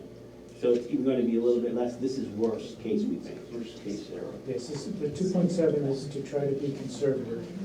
A 1/10% here, either way, doesn't make much difference, but we didn't want to present a interest rate that might not actually be the rate that we get a year from now. Also, the total costs that we presented, these are the average of the costs that we have from the two consultants that we hired. And we still have some unresolved questions where we've asked about specifics in their estimate. We have spreadsheets with 400-something lines of line items of the costs in these buildings. yeah. And in fact, just about an hour before the meeting, I got an update from one of the cost consultants, and his estimate is going down by about $55,000. When the two cost consultants have different unit prices, you know, one says the unit cost of $12 and one says the unit cost of $14, we don't try to say, oh, let's go with the lowest price. We expect that these cost consultants, you know, they're gonna be a little high on one and a little low on another. But all of the quantities, I have gone through and done the arithmetic myself and checked. And that's what this $55,000 was from quantities where when I did the arithmetic, I got a different answer, and it was smaller. The other thing the Town Center Vision Committee is discussing is, If you look under 2021, that 32 cents we're talking about, that's with the assumption that the board will put the remaining 150,000 into fixing the town hall. So that's already anticipated. That's just what we're putting in. That's not forcing the board to do that, but it would kind of make sense. The conversations we've had with the assessment people, they are thinking that the town hall is going to be about 400,000. So I think we're in the right ballpark. And it has been pointed out to us that when you're looking for matching grants, it doesn't work to tell the grantor, if you give us the money, then we'll go and raise our half. You need to have your half first. And then you're looking for them to provide us the other half. Yeah, one of the people, I don't know if it's on, was on here, Lynn Monroe. She's on the AECM team. She's an architectural historian, and she's been on the LCHIP Grant Awardation Committee this last year. And in her estimation, the town hall project is something that is right up the LCHIP alley. It's what they're looking for, and she said that in her estimation, if we put in a grant for that, most likely we would get it. She can't, of course, say definitely you get it, but she says you meet all the criteria, you check all the boxes, so we'd have a good chance of getting that particular grant. So And how much is that? if it's, well, LCHIP does a 50% match. 50%. So we've got 50,000 in the capital reserve fund for renovating the town hall. If we put in another 150, that's 200,000. That's your 50% match.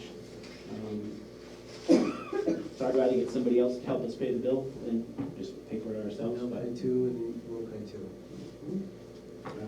I guess I'm a little confused that you're talking about $400,000 for the renovation of the present town hall, and you're including that in the 2,000,008 figure. Mm, No, No, no. That's It's kind of what I- separate from. that's separate. The thing that the board has always told the town center vision committee, the municipal office building and the renovation of town hall are linked together. And I think that's on one of our slides. So those two projects are together, funded separately, the last line. So the 2.8 million is to cover the bulk of the 2.912. The 398,000 is the town hall renovation, that's separate. So that's gonna be a separate fund completely from this. I kind of make that a little clearer when you do the presentation overall, because looking at it, I was thinking you were adding it in. And then I was gonna pick on you on, you put $400,000 in, you're gonna get 200,000, what are you gonna do with the other 200,000? Now we're putting total of 200,000 in, the total project's 400, we'll go for LCHIP for the remaining 200,000. Okay, and that, but that's totally separate from the bond. Totally separate, but the projects in the board's direction to the TCVC, those two things are linked. We would not consider, I don't think, I don't want to put words in the two gentlemen's mouths, but I don't think we think about a new municipal building without doing something to the town hall to fix it. Okay, So- I would make it much clearer.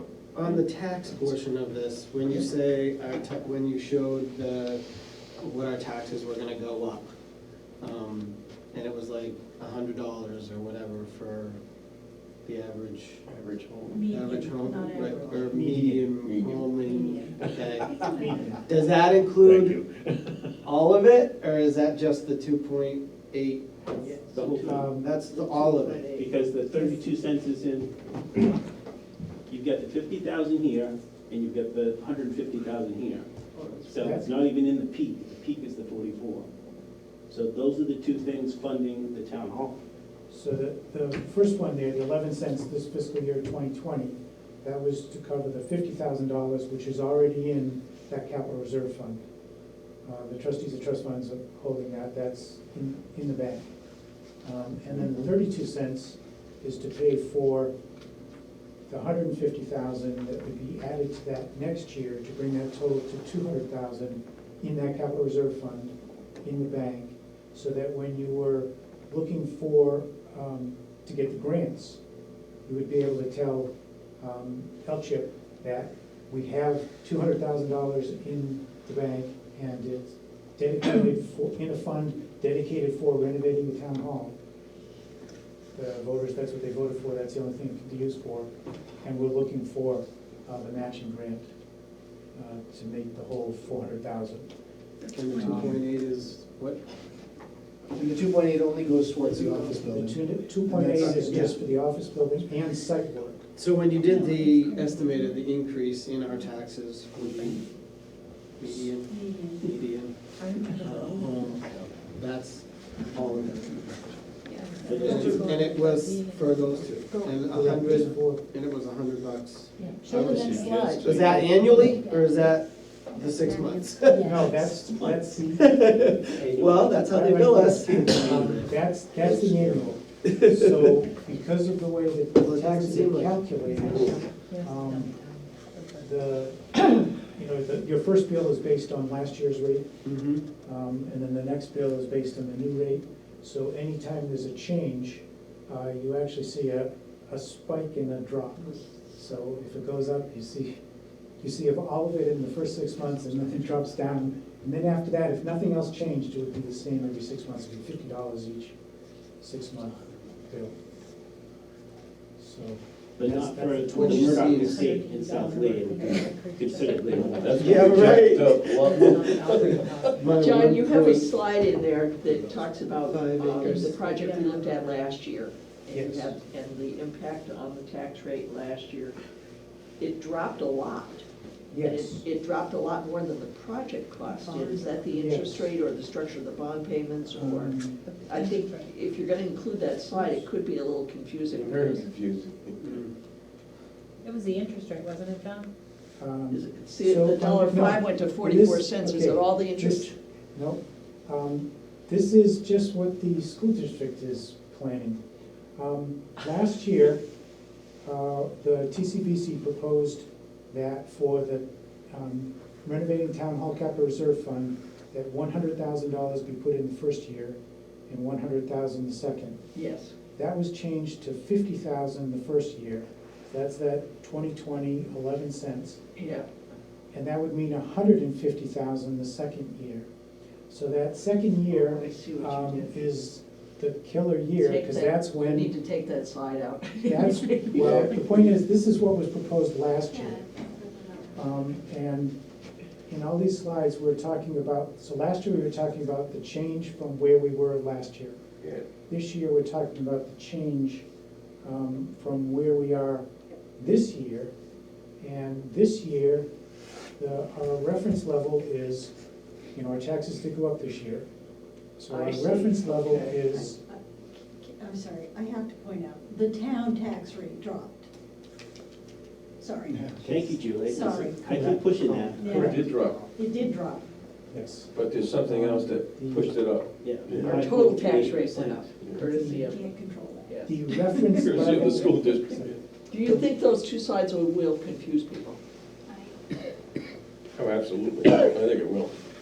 Because they're still thinking of talking about the campus. When you're talking to the retail. people, I think the bottom line is if it's only, if maybe they would be willing to do it, if it's only gonna increase their taxes $50 every, You need to You know leave what the I word mean? only out. every 6 months. Well, People are very it will judgmental. increase their, yeah. People have their own opinions. Of course, yeah, and not everybody is in the Because same if we had situation. done the But- slide before that, which is when we were proposing a total revamp of town hall, municipal building, and there's a lot more money, right? What we're asking for, Library.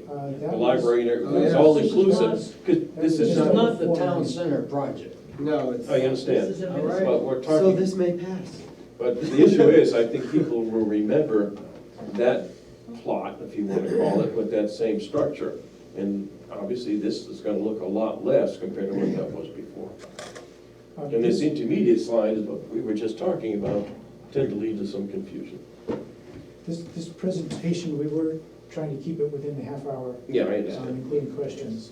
No, that's good. And there were things that we, Yeah, I in a public presentation on the project, we would flesh out, fill out more information than what we tried to do here. I have a question with respect to the renovation of town hall. Is the renovation of town hall as it exists now, or renovation of town hall modified? It's for the 1846 part of Town Hall. It's basically as it is now. Open it up to a meeting space. It is the meeting space that would take the place of this meeting space here, where we are now, when 10 years or 15 years down the road, as we've been told, safety services may expand to the point where this is no longer available as a meeting space. So the downstairs of the 1846 section would be the large meeting space. It's larger than this. This is 974, it's 1256. And then the town clerk tax collector's office, part of that would be a replacement for that conference room over there. So that select boards could have meetings there, and you'd have a conference room for non-public. For the second floor? The second floor is something of a TBD. Okay. The committee was less enthusiastic about maintaining it than the architects, and particularly Lynn Monroe was when she was there Friday? Yeah, Friday, we were there. Thursday. Was it Thursday? Whatever it was. But just recently. Just recently. Just recently, AECM was in the town hall to measure it with their laser equipment that measures room. And Lynn Monroe was there, and they were very enthusiastic about renovating the upstairs also as, and maintaining, we were surprised, but even maintaining the Stage. windows and the, yeah, actually a lot of what's inside the building. But the downstairs also include restroom facilities, the non-public room where the tax collector's office is, and also a place to store tables and chairs in there. So, and we definitely fix the floor, the vapor issues on the floor, Sure. insulation, electrical, all that stuff that we talked about before. So you get a renovated town hall. Does this address the voting issue that you brought up before? No, still, even with the town hall's floor area is a little over 1,200 square feet, about 1,256. And downstairs is just over 1,300 square feet. So there isn't a plan for a meeting space bigger than what's downstairs. Is this the amount you're gonna ask the voters for? This is the amount that the TCVC is presenting to you as a board member, and Okay. we need to decide. So we understand that this is not the amount. No, Okay. it's something that we three have to discuss, and, Right. because we need to tell the TCVC what to proceed with. Well, but we What's need their- to decide on the answer to that question before you can start Oh, yeah. out there marketing things, Oh, yes. right? So we need to do that pretty quick. Yep. So, speaking of schedules, shouldn't this be discussed at the December 16th, so in other words, Monday night's meeting, because the next meeting after that is the first Budget hearing. public budget hearing? So, Mhm. do we want to put that Please. on the agenda? Next question, sorry, didn't mean to hijack, just scheduled stuff. Is the ABC coming to the board to, Next Monday. that's Monday? Yes, that's Monday. Oh, okay, no one told us Yeah, that, but that's- okay, Mr. Murdoch will be using his eloquent words to okay, do the presentation of our recommendations. all right. And then, well, I don't know, I guess we can talk about it Monday night. Hold on.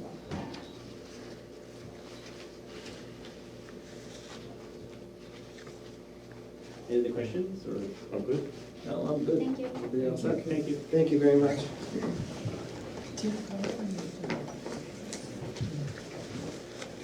CIP?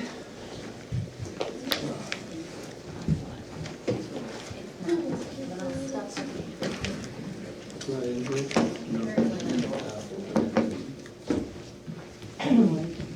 It's over. That's what we were on to talk about. Like, No, the last presentation for this year, for this year's budget. Good, thank you though.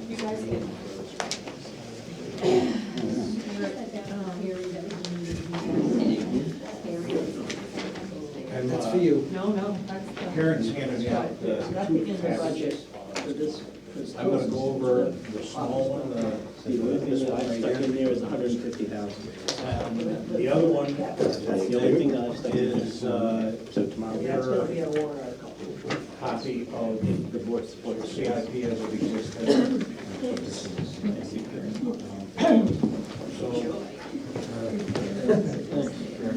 So I'm not gonna go over that because basically we're gonna go over the same thing, only with a little background. Hopefully, you understand a little bit better.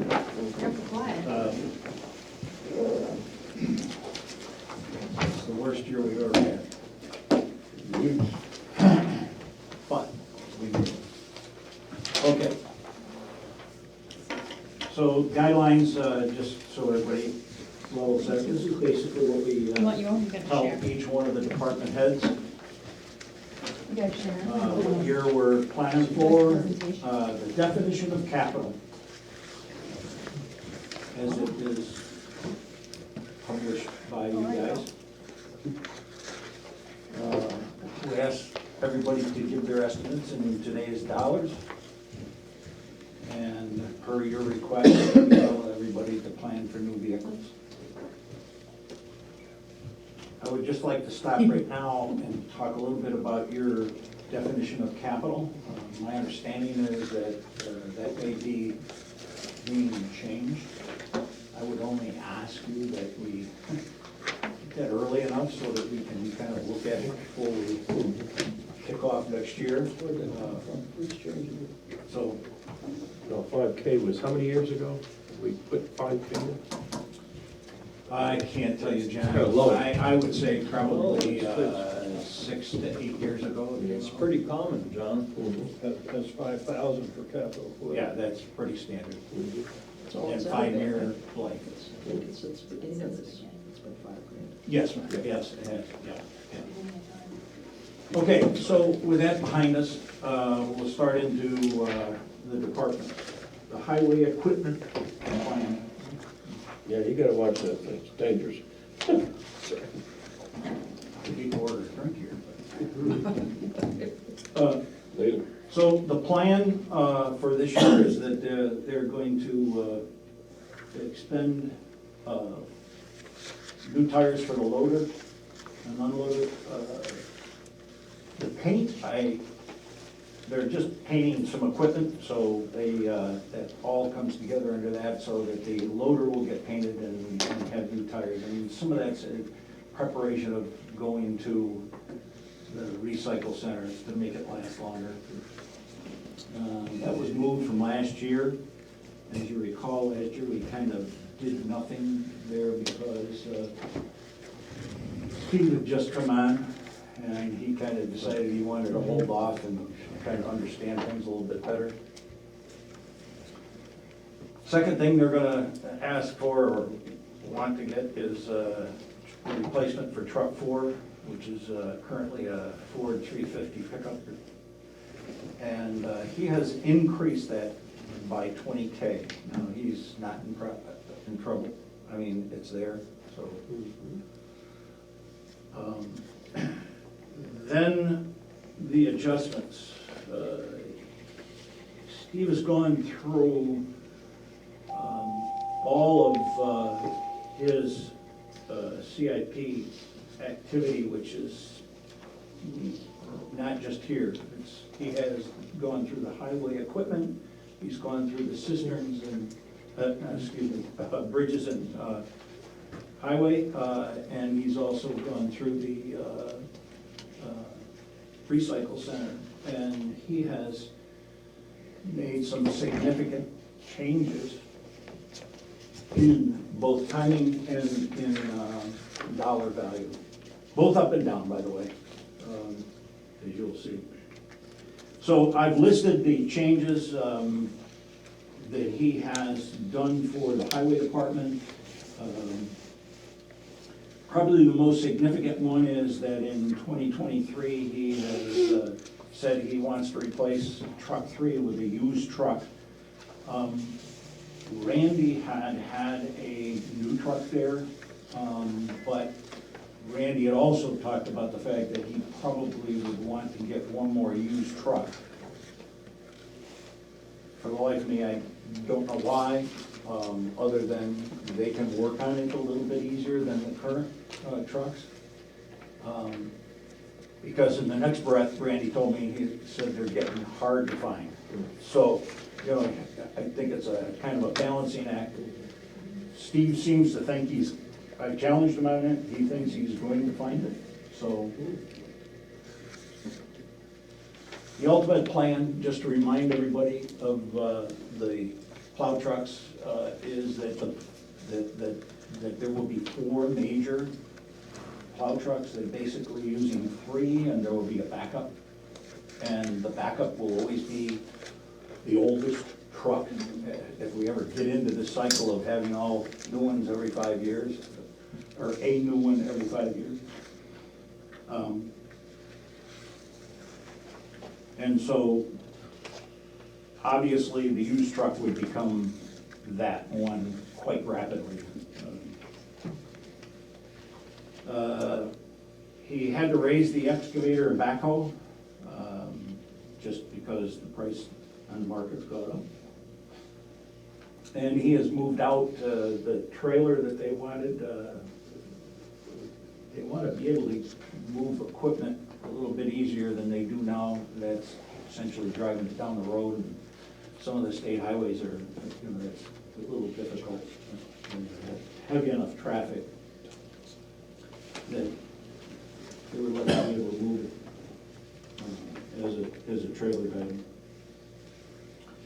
And then the final thing that I would tell you that, although it's not significant, but in 2025, there's a replacement of truck 5, which is another small dump truck that he has had to raise $5,000. But the thing is that I commend him for it. He did all of that by maintaining the same deposit that we've been doing for his trust funds. So I think he did an excellent job on that one. The next page is simply a copy of theirs, so you can kind of look at it, but I know that it's hard to read, so that's why the bigger one is in the tag. So I'm not gonna go other unless you have some questions. Yes, been there. What? No, I'm just, it's in the bigger page. Oh, yeah, that's just a duplicate, it's more to kind of make it flow. Yeah. Okay. If you have questions, I'll certainly try to answer them, but. So the next part is roads and bridges. His plan currently is no requirements this year. But he did make some adjustments. Again, he has a little different philosophy than Randy did as far as getting the state to pay for everything. And it's not clear to me, but it may be that the state is changing the rules too, so he seems to have a little bit more insight, I think, from the state, having come from the state, as to what's happening there. And but in any event, he's moved the Fisher Brook culvert replacement out to 2023, which it was in 22.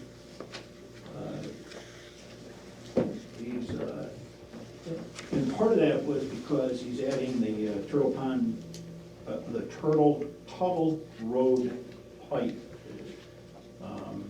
And that's one of those that he's gonna do himself. Randy had originally talked about doing a concrete one there, and it would take the state, and now he has taken a good look at it himself, crawled actually in there. And he said he thinks that he can sleeve it, and so that's how he's able to get away with $60,000. And then he's got he's moved out a half a mile of rehabbing the road to 2024. That was up in 2023. And the next page is just their a duplicate of that plan. Code enforcement, for those that aren't aware that they're basically using a used police car. And so this is here just as a plan, if we got caught and had to replace it. We're looking at it all the time, but what happens is, every year that we look at it, and we can get we don't feel like we have to replace it, we move it out one more year. So each year you'll see that floating out there, but it's there, just so the plan recognizes it. Fire equipment. The plan for this year, Scott wants to have the third thermal imaging camera, which is $15,000. As you recall, that he will have one on each one of the rigs. And this goes back to hard negotiating with them. We originally wanted all three because one of the problems that they have in the fire department is they want to try to keep each kind of piece of equipment the same, no matter what truck it's on, because the training is so critical for, you have so many different people using the different equipment. So he originally asked for those three cameras to be together, but because of funding, we had to move them out, and so this is the third one. And then, of course, the biggie, the elephant in the room, is that we're replacing engine one. And that has been the plan all along, so it's just a year earlier, and the reason why that's a year earlier is only because this year we have changed the CIP,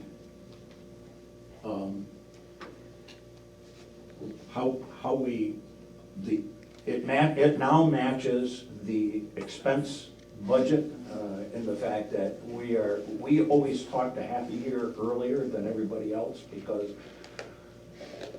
my particular spreadsheet, way back when we built this thing, is engineering spreadsheet, not government spreadsheet. So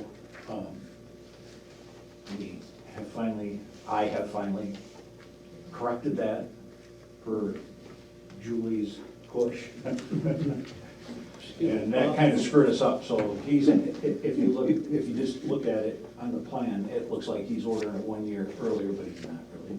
Is the 575, are we getting something back from selling the current truck?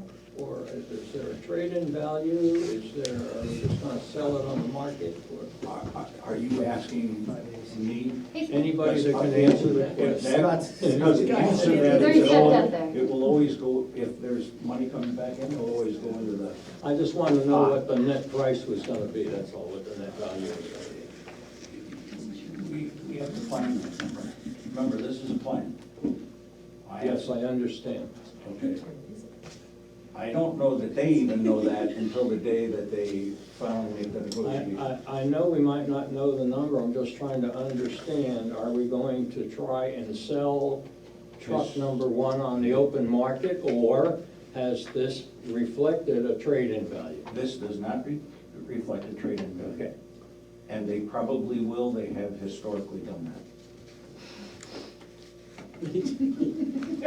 For the recording, what was your answer? Thanks for your help. Well, let's continue that now, so it's interesting. And in the past, what have you gotten for such interest? A couple years ago, when we bought the new tanker, they took our old tanker in trade-in, and we got $44,000 for that truck. Different times, I haven't heard of a number that we might get, but yes, we do the trade-in. Hopefully we'll get some money back, but like Bob said, that 575 is for that truck without any money. Without any trade. Okay, thank you. When are you thinking to get the truck? Hopefully, we would like to have the town vote on it in March and then order it right away.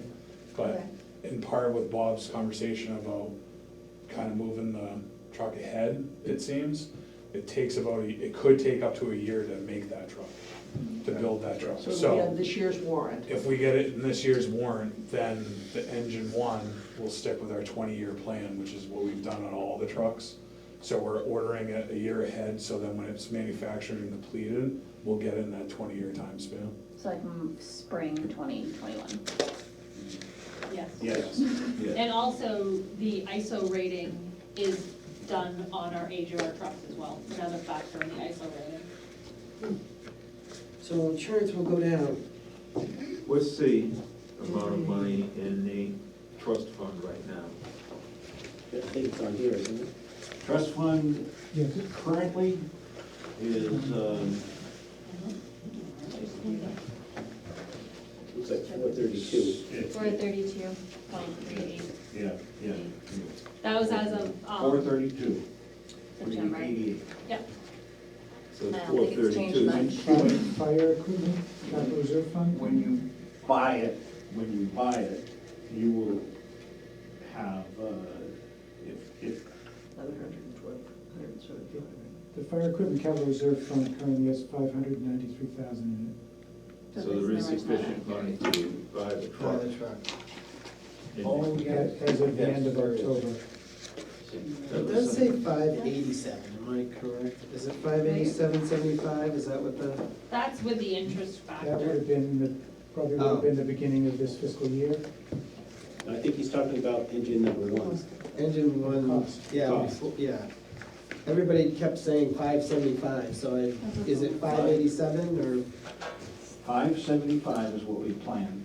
Remember, that doesn't take in any interest, the cost going up or anything like that. So this figure that I'm looking at here that says 587.75, what's that?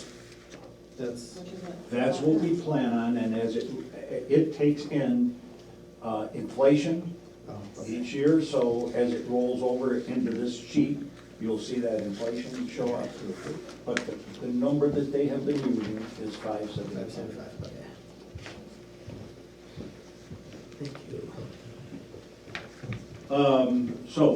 So, enough, or other questions that I can't answer? Okay. Adjusted plan. This is where, it's gonna get a little tough, I guess. As you may or may not be aware, I suspect you three guys are aware of, the fire department is having trouble with some of their portables in certain different areas in town. And so they have decided that they want to try to install a tower and a repeater station. And so what you're looking at, the two top line items are exactly that: portable radios replacement, and then the radio infrastructure of $100,000. Scott asked this year that they go in this year, and there was absolutely no way we could do that and keep the engine coming in. As we already talked about what was there in the fund, and we just didn't have enough time to get enough money in there. So I got the job of pushing back on them. Actually, Karen did. She told them, no, we can't do that. And so when we started playing with it,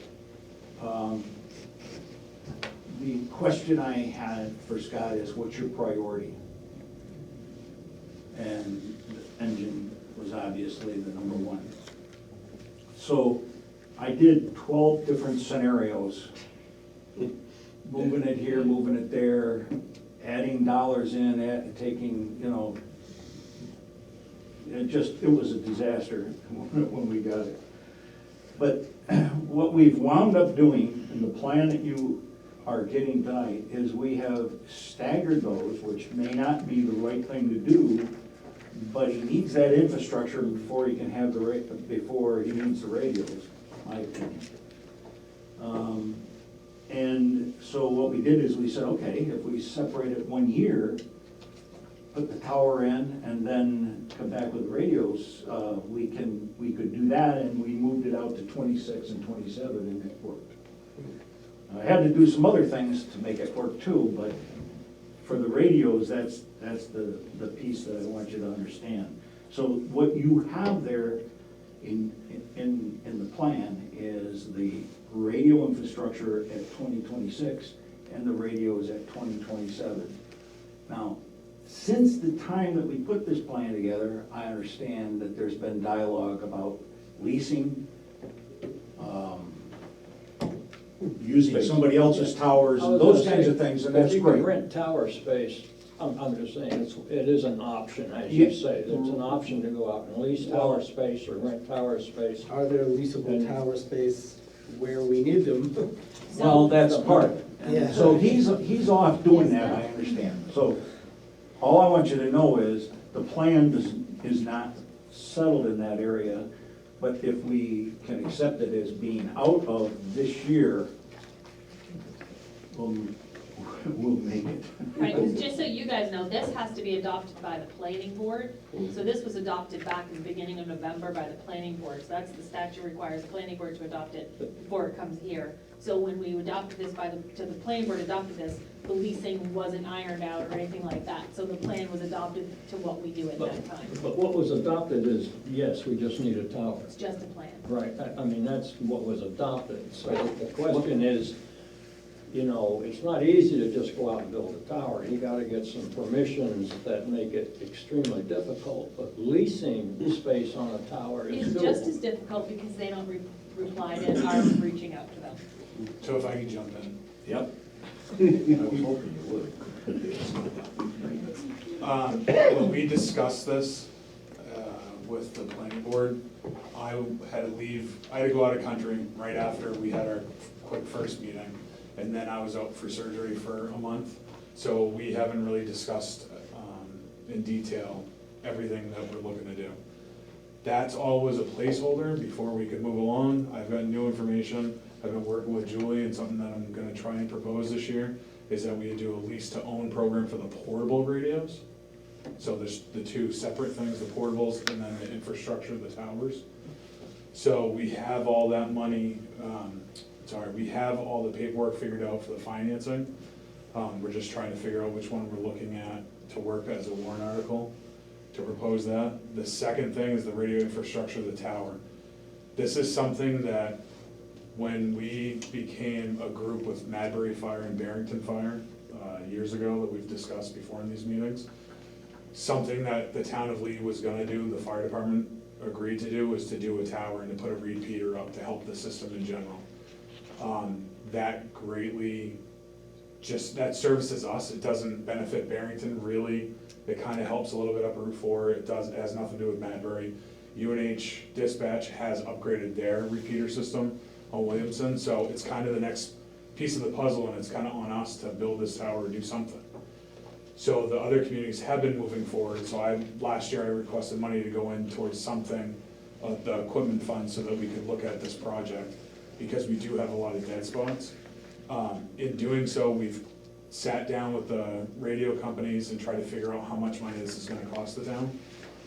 And we do have that number, but we have different options. And the biggest one is talking to a tower company in town to figure out what is it we can gain from some of these other towers.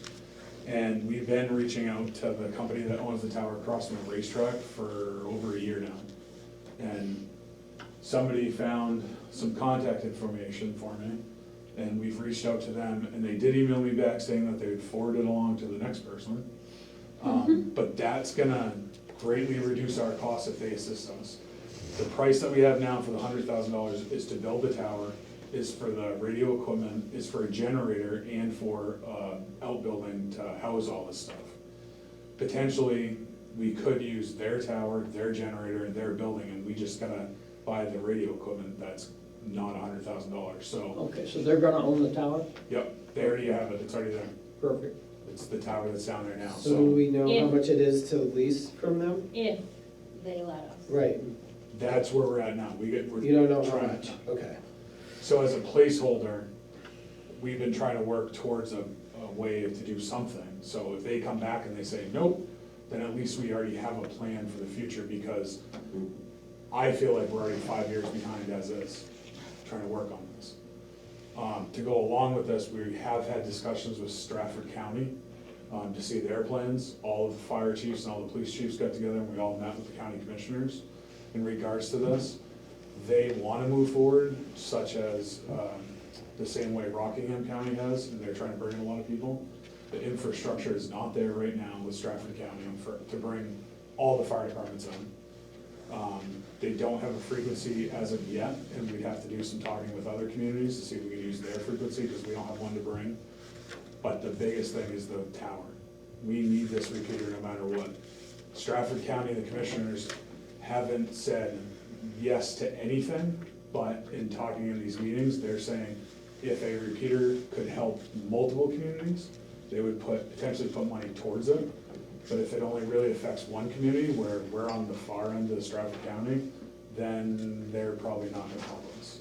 Because this is an overall county issue, so there's gonna be multiple towers to make this whole system work. So no matter what, I've been trying to move forward with this repeater to get somewhere, depending on where we end up. So have you done an assessment, the one across from the racetrack, which would fill all of our needs? Yep. Yep. And so the most expensive option is the $100,000, but we've also had the radio company come out and run maps, and I have a whole graph of the community that shows you, if you just reverse the colors, it shows you what we have right now for coverage, which is half the town, we don't have any, really. And then, so if that tower went up, it would literally cover the whole town. Because the other thing we have to consider is the 102,000, that's your acquisition cost. You have operating and maintenance costs, they're gonna be adding costs to the operating budget as well, so.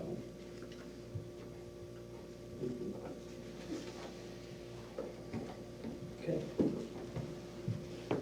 So the key here, I mean, those questions are important, but the key here is that what you were looking at pushes that out from this year, I'll use it 27 and 26 and 27. It's there if he doesn't succeed, but if he does, it can come back out. Okay? So the next item is, you asked about how well the command car is working. They decided that we gotta put it in for replacement, so that in 2029, there's a replacement for it. It's working so well, which we did not have in the plan before. Then the other half of the dilemma that we had this year is once that radio infrastructure went in, they had asked to move engine 2 replacement in, and it won't work. Financially, it won't work. I mean, obviously, firematically it would work, but for us, it won't work. And in addition to that, the next item, Rescue 1, the replacement for that, they wanted to move into 27. It's been about 5 years now. It's been every 5 years is a new rig, or replacement, excuse me, from an existing rig. And the purpose there is to level out the deposits that we are depositing in the trust fund to make the tax dollars stay relatively smooth. And so, you know, I told him, I said, we just can't do that. I mean, we gotta move them out. And so the closest I can do is 2025 and 2030 for the rescue vehicle. And if I do that, I still have to, I have to increase the deposits to $175,000 for the first 5 years. And that, if you take a look at this sheet, and it's the only time I'll ask you to do that, but you will see there that for 5 years, we have deposited in $175,000, which is way more than what we've been doing. I mean, we've been rated $150,000. So, but that took about 12 iterations to get through. So, anyway, any questions on that? No. Oh, question. Yep. Gear extractor, what the heck is that? Scott.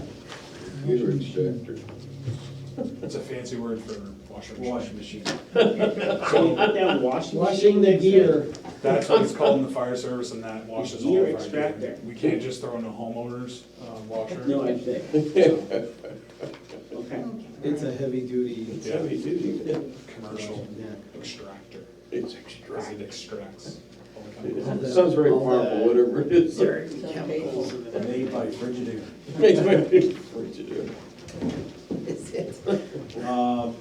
Okay? Yeah. Cisterns and fire ponds. There is no plans to do anything for 2021. However, there are some changes to be made. They need to repair Elder Osborne cistern. And Scott wants to do that as soon as we can, so he has put that in for 2023. And that did not exist at all in the plan. And because of activities, other activities, the Lee Hook Burley Demerit Farm has been moved out from 2021 to 2024. And the town center one, which I advised him to do, is with all the activity going on around town center, it seems to me anyway, as a lonely taxpayer, that we ought to be able to find a place on town-owned property, especially now that we bought the church property, that go there someplace, and we probably need to work with an architect, and it won't be active until you're all finished building, and so the town center one got moved out from 2023 to 2027. Scott, wasn't there in the last iteration, wasn't there a cistern in the plan? Yeah, Yeah, Are I you think, anticipating putting one in this plan? yeah, there is. No. It's in the, Yeah. it's in there. that is in there. Oh, yeah, It's just a date. okay, but I mean, it's in the town center, it's in the Yep, building yep, project, yep. okay. And it's in there, we asked the chief about it, so in terms of the new driveway, we anticipated they would drive in, cistern would be right there on the right, potentially, Yeah. with the bollards and Yeah. around the intakes and stuff, and then they could fill up and then just drive out. And then they moved the one from Tuttle Road at Bell Lane out 2 more years. Can I ask the chief a question?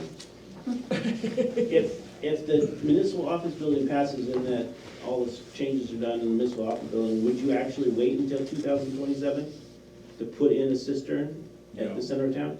You'd I want to probably work with rearrange it? everybody so that we can do it all at once. Yeah, Okay. okay. Part of the That was really my question. Yeah. Yes. Time to do it. Is it Yeah. part of That's it? the meetings That was already. really my question. The other question, well, it's not a question, this is my question, it's not the TCVC question. One of the things that we have in the plan is for the municipal office building to sprinkle it. But the cost that's in there is not the cost, because the most expensive part is not the sprinkling part. It's the water source, the pump, the generator, and all that stuff. So, is there any way that that water source could be used by you guys as a cistern, or do they have to be mutually exclusive? Two separate? We like them to be separate, Okay. because all we're gonna do is steal the water from the cistern to augment the sprinkler system. Okay. So we're just kind of speeding up the process of losing water, Okay. instead of using it. I gotcha. So there's been a couple buildings, commercial buildings in town that they have a sprinkler system, but they put it in another cistern so that we can use that as well. Okay. So it might be that you put in two cisterns right next to each other, and then have the pump disassociated with And it. if you're looking at that building, we can also talk to the engineers and look at the square footage of the building to see how much water that building actually needs, because there's a formula that you can use. Okay.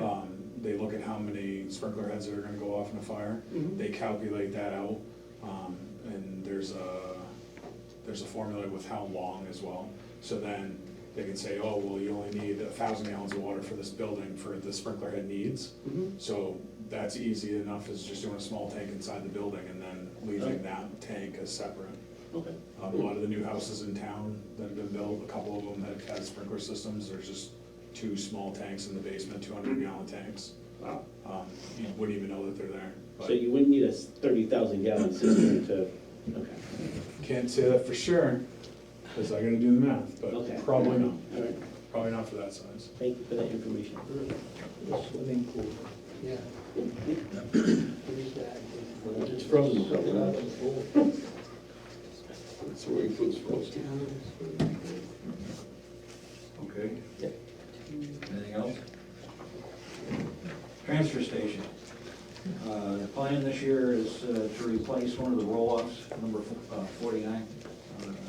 It's a 45-yard open top, like the ones you see in construction. And then Steve went through, like I told you earlier, through the whole plan, and he has really made some major changes.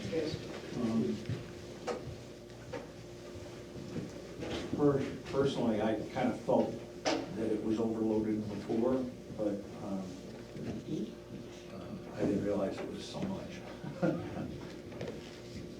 Anyway, so he's gone through and reduced several of the costs, containers rebuilds and the Bobcats. By the way, another thing that they're talking about, and I don't, they have not decided that they can do this, but they're looking at, there's now 4 Bobcats in town, and they're looking at trying to go to 3. So that may even be a further reduction, but at this point, it's still in, all 4 are still in there. Biggie, they removed the road scale. Just to refresh everybody's memory, the road scale was for weighing the trucks exiting, going to the landfill. I'm not sure how he's getting away with that. Maybe he's not sending anything away, I don't know. Maybe they weigh it on the other end or something? I don't know. That's not the way the trucking rules are supposed to be. You're supposed to do it before you leave, but he may be It can't be overloaded, yeah. looking at used ones, or, you know, I really don't know what he's got in mind, to be honest with you. But he took it right out. And then Toby had gone through and put all the security stuff in there, and Steve said no, and just removed it. And then he moved in 5 years, one small scale platform, so that he's doing 2 at the same time. He moved it in from 2029 to 2024, and that puts them both together. There will be 2 small scales, and it may be that he's got something schemed up on using those 2 small ones from being able to drive a truck across. I really don't know, but in any event, This is just putting it in for replacement, right? So maybe he doesn't think it needs to be replaced ever? No, these are not replacements. These are. So it's physically removed from the, No, he's moved it in 5 years. He wants to do it 5 years sooner. Small scale. okay, I was talking about, yeah, the scales, yeah. Oh, the road scale, the large one that Right. they could ride the truck on, is removed right out of the plan. Does not exist. Right, it's not in the plan, so I just was saying, maybe he doesn't think we need to replace it, maybe things don't that make can. one. We don't Oh, really. you don't have We don't any, have one. you don't have one, okay. Yeah. It doesn't exist even yet. Right. Okay. Sorry, I didn't make that. I didn't know what they were using, I guess they didn't. Not Not using anything. Need one, yeah, okay. All right. I have a We'll have to question. We're talk to paying him. for a private haul of a haul right now, but we're thinking about the possibility of doing it ourselves. Right. Does Steve know that? Yeah, Yes. Yes. he's looking, He's talking actually about trucks today, and he stuff, showed me yeah. a $90,000 used truck for that purpose. Yeah, up at Liberty. Well, I was just thinking, the private haul is responsible for. They're the weight of the responsible truck for going weighing, on. right? So if we buy a truck, do we? We're gonna be use it? responsible for the weight of the truck if we own it. That's what I was wondering, that's what I was wondering. That's Steve's responsibility. All right. Well, actually, it's the town of Lee's. Yeah, it's in the long I run. mean, I don't put things in there, and, Yes. I mean, they have to put them Anyway, okay. in. He's moved out waste oil heater, 5 years. He's moved out 6 years, number 3 Bobcat, and I think that's the one that they're talking about possibly doing away with. So it may be that they're doing some testing in there that, I don't know. Okay, and then the baler, the horizontal rebuild, they're moving out 8 years, and I guess the assessment there is that Stephen and Pete went through and the whole machine and decided that they did not need to rebuild it in '22, that it was in pretty good shape, and so that's why they moved that out. And then the replacement of number two. Number two is the one that's not as good as, they're the two side by side, and the one is older than the other. That's number two. They're number one and number two because of the way we got them, the order in which we got them. And so number two is actually older than number one, and his replacement was in there for 2026, and he's just moving it out to 36, and that reason being is they think they can rebuild it one more time. And then he increased the cost of the new baler, which he has two in there, and they're 1 year apart. I told him I don't think we'll be able to do that when the time comes, but right now that's the plan. It just so happens that the replacement of number two is the next year after this plan, so it's kind of hard for us to be sure. And the plan. Question? Library has no change at all. They're planning and executing as is. Conservation Commission. The way in which we work for everybody, just to level set, this money is set aside, or they're planning on buying land to turn into conservation land. And right now, they have no land in sight that they know of. They have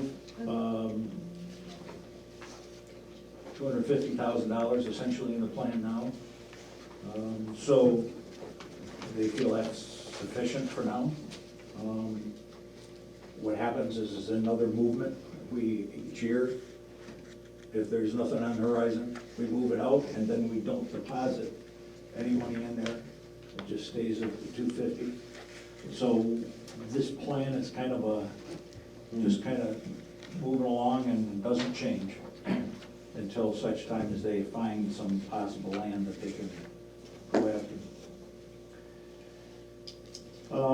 The police department, the plan again is to replace patrol car number 1, police cruiser. New car every year. Same recommendation as last year, just a couple different things there. The radios, they've gotten grants so far, and body cameras, they've gotten grants.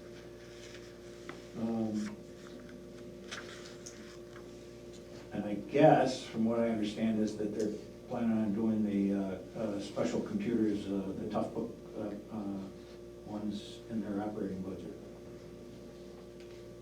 So the thing that I told you before, I think is kind of questionable, but I left it in here so that you've got it on record that we should start to consider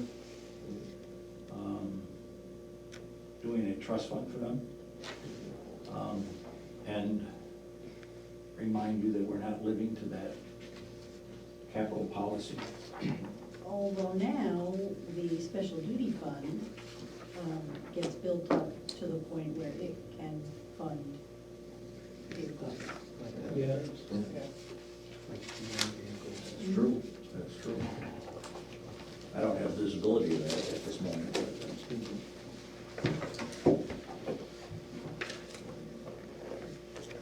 That's just food for thought. Recreation, any questions? Recreation, there's no plans to do anything in 2021. They have adjusted the plan and requested $10,000 to be deposited in the trust fund. And that's because of a rebuild of tennis courts that they're planning on for Town Memorial Field in 2022.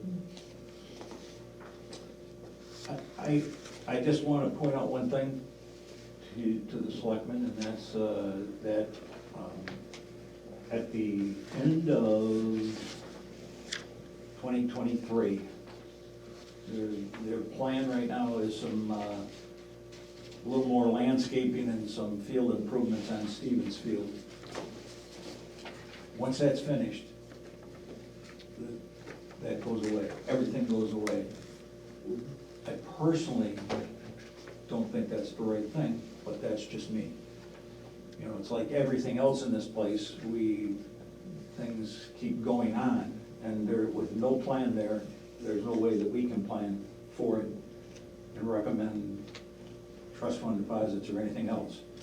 So, I don't know I guess how you guys feel about it, but that's just, again, food for thought. And this isn't, my confusion here is, if I remember right, we had a discussion about a pickleball court, right? That was gonna go in either as a separate court, or it was going to be done as part of the tennis court refurbishment, right? Universal, yeah. And the tennis court refurbishment, I thought, came pretty close to a $10,000 number, but I'm not sure what it was. Well, it's in there for $30,000. Yeah. The refurbishment is $30,000, but they needed $10,000 more. But the more recent discussion, the rec commission doesn't think. I'm not even gonna redo that. Yeah, that's what I was saying. Tennis court. It says there's no requirement for it. And if they do, then they were talking about Little River Park or something. Okay. Well, the letter that I received from Larry. Larry Okay. asked for $10,000 to replace refurbish the tennis court next year at Town Memorial Field. So that, I mean, that's what I have to. That's what you're gonna live with, yeah. Okay. The thing, the point that I'm trying to make is pickleball court. I mean, I don't know what, I can't make it up, right? But, you know, there's just things I that will can't make keep. it up either, trust me, I don't know what a pickle is. No, there's just things out there that I cannot imagine that we're not gonna be doing. Somebody will come forward and say, you know, we need to do this or do that, and there won't be this ability to do it without that. So you're recommending continue it? Well, one of the things that we've talked about is because there's no spectator seating at the ball field. Yeah, there you go. So I think we're gonna have ongoing maintenance needs, because the fields are gonna need, you know, at some point, they're gonna need something. The baseball field as well, the pavilion maybe needs a roof at some point, redone. So I think we should put something in there. No, I agree. I don't wanna kill it either. Right. With some kind of low-level continuation. Well, I guess the only thing I would say is like the roof, I would think would tend to go under the town buildings. Yep. And so in that regard, it could go away. But when you start talking about building a pickleball court, whatever that means, I don't know. But that tends to be brand new and something that we should be planning on. And again, I don't have any wisdom there other than my experience says it's gonna continue. So I'm just putting it out there for people's thoughts and, you know, whatever you guys wanna do.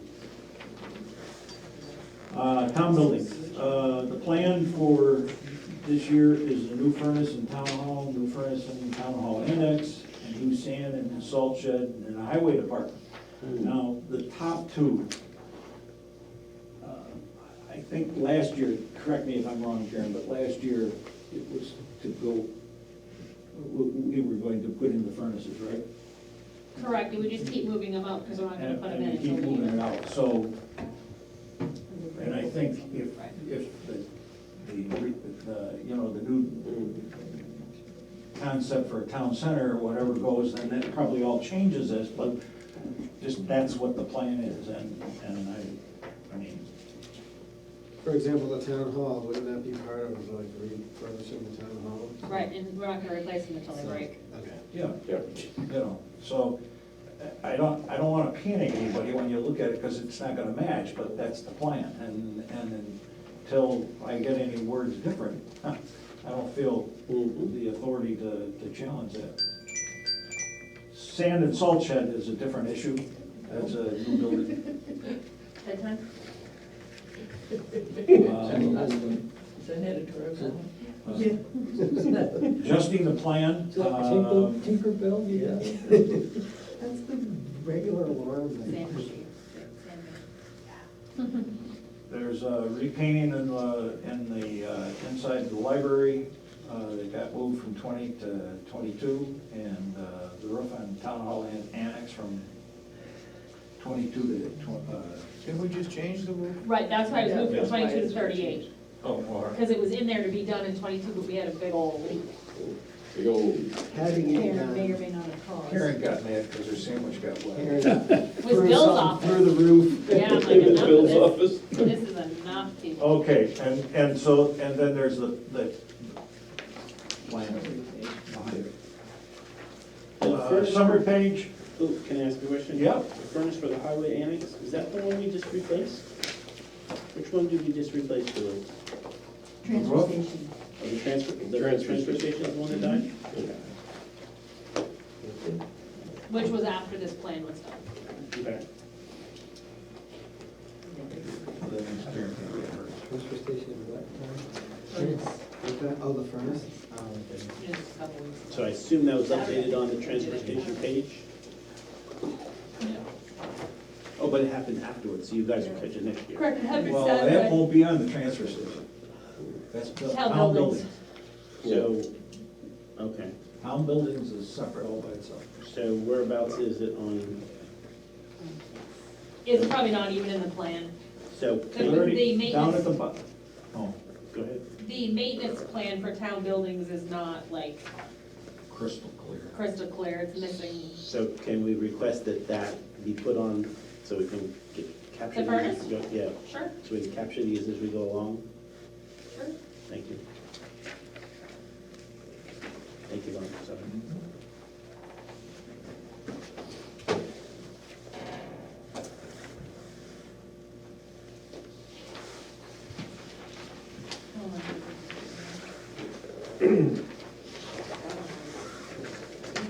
Okay, summary. So as I said earlier, we changed the plan this year through a lot of problems to match the operating budget, but it is and it's working.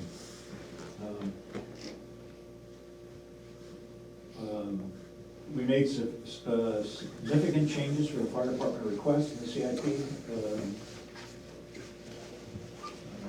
I don't think I need to go through all that, but with all of this, we've kept the overall CIP to 4.6 increase over last year.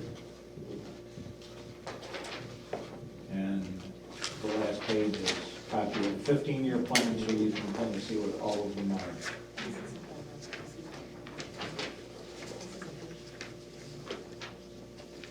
And just a couple comments about that. The 2022 and 2023 are up. But that's because we did all that moving around. And I also point out that that first big jump down is when the bonds are finished, the current bonds are finished. So, just to give you a reference. All right? Good job, Bob. Nice job. I don't know, man. Thank you. We'll find out. It's the, It's not easy. Two comments. Yes. On the highway equipment, I'm not enthusiastic of his decision to move it down from 180K to 60K, because he thinks he can get a used truck. I feel they should keep that money in the budget at the regular new price like it should be, and if he happens to find a used truck, more power to him. But there's no guarantee he's gonna find a used truck. Well, in all defense of Steve, what he was trying to do is to maintain I understand, his flat budget. budget, and he found some things really going up. And, so, I didn't challenge him too much It's on a that. comment because, we've always been very enthusiastic, Randy and now Steve, on finding all the trucks. I understand why they want them. They're more repairable, they're better built in many ways, they don't have as much electronic guru type of stuff. And Pete and Steve and Randy could have repaired these. So I know why they're going in that general direction. So, It's just a thought that I'd rather have money in the budget. And then if they buy it used, the money's still residentially there, which could be moved someplace else in line. we have not dropped the deposits in the trust fund. Mhm. That's one of those that is nice, straight line. Mhm. And if you look at the blue, big one? the big one, in 2023 is when you're talking about it, and you'll see that there's money in there to buy a new one. In case. If you had to. Okay. It's now not intended necessarily for that, because it's gonna take care of stuff that's down the line, but it's doable. And I also agree with your request about considering, put a line holder or some kind of nominal deposits for Little River Park.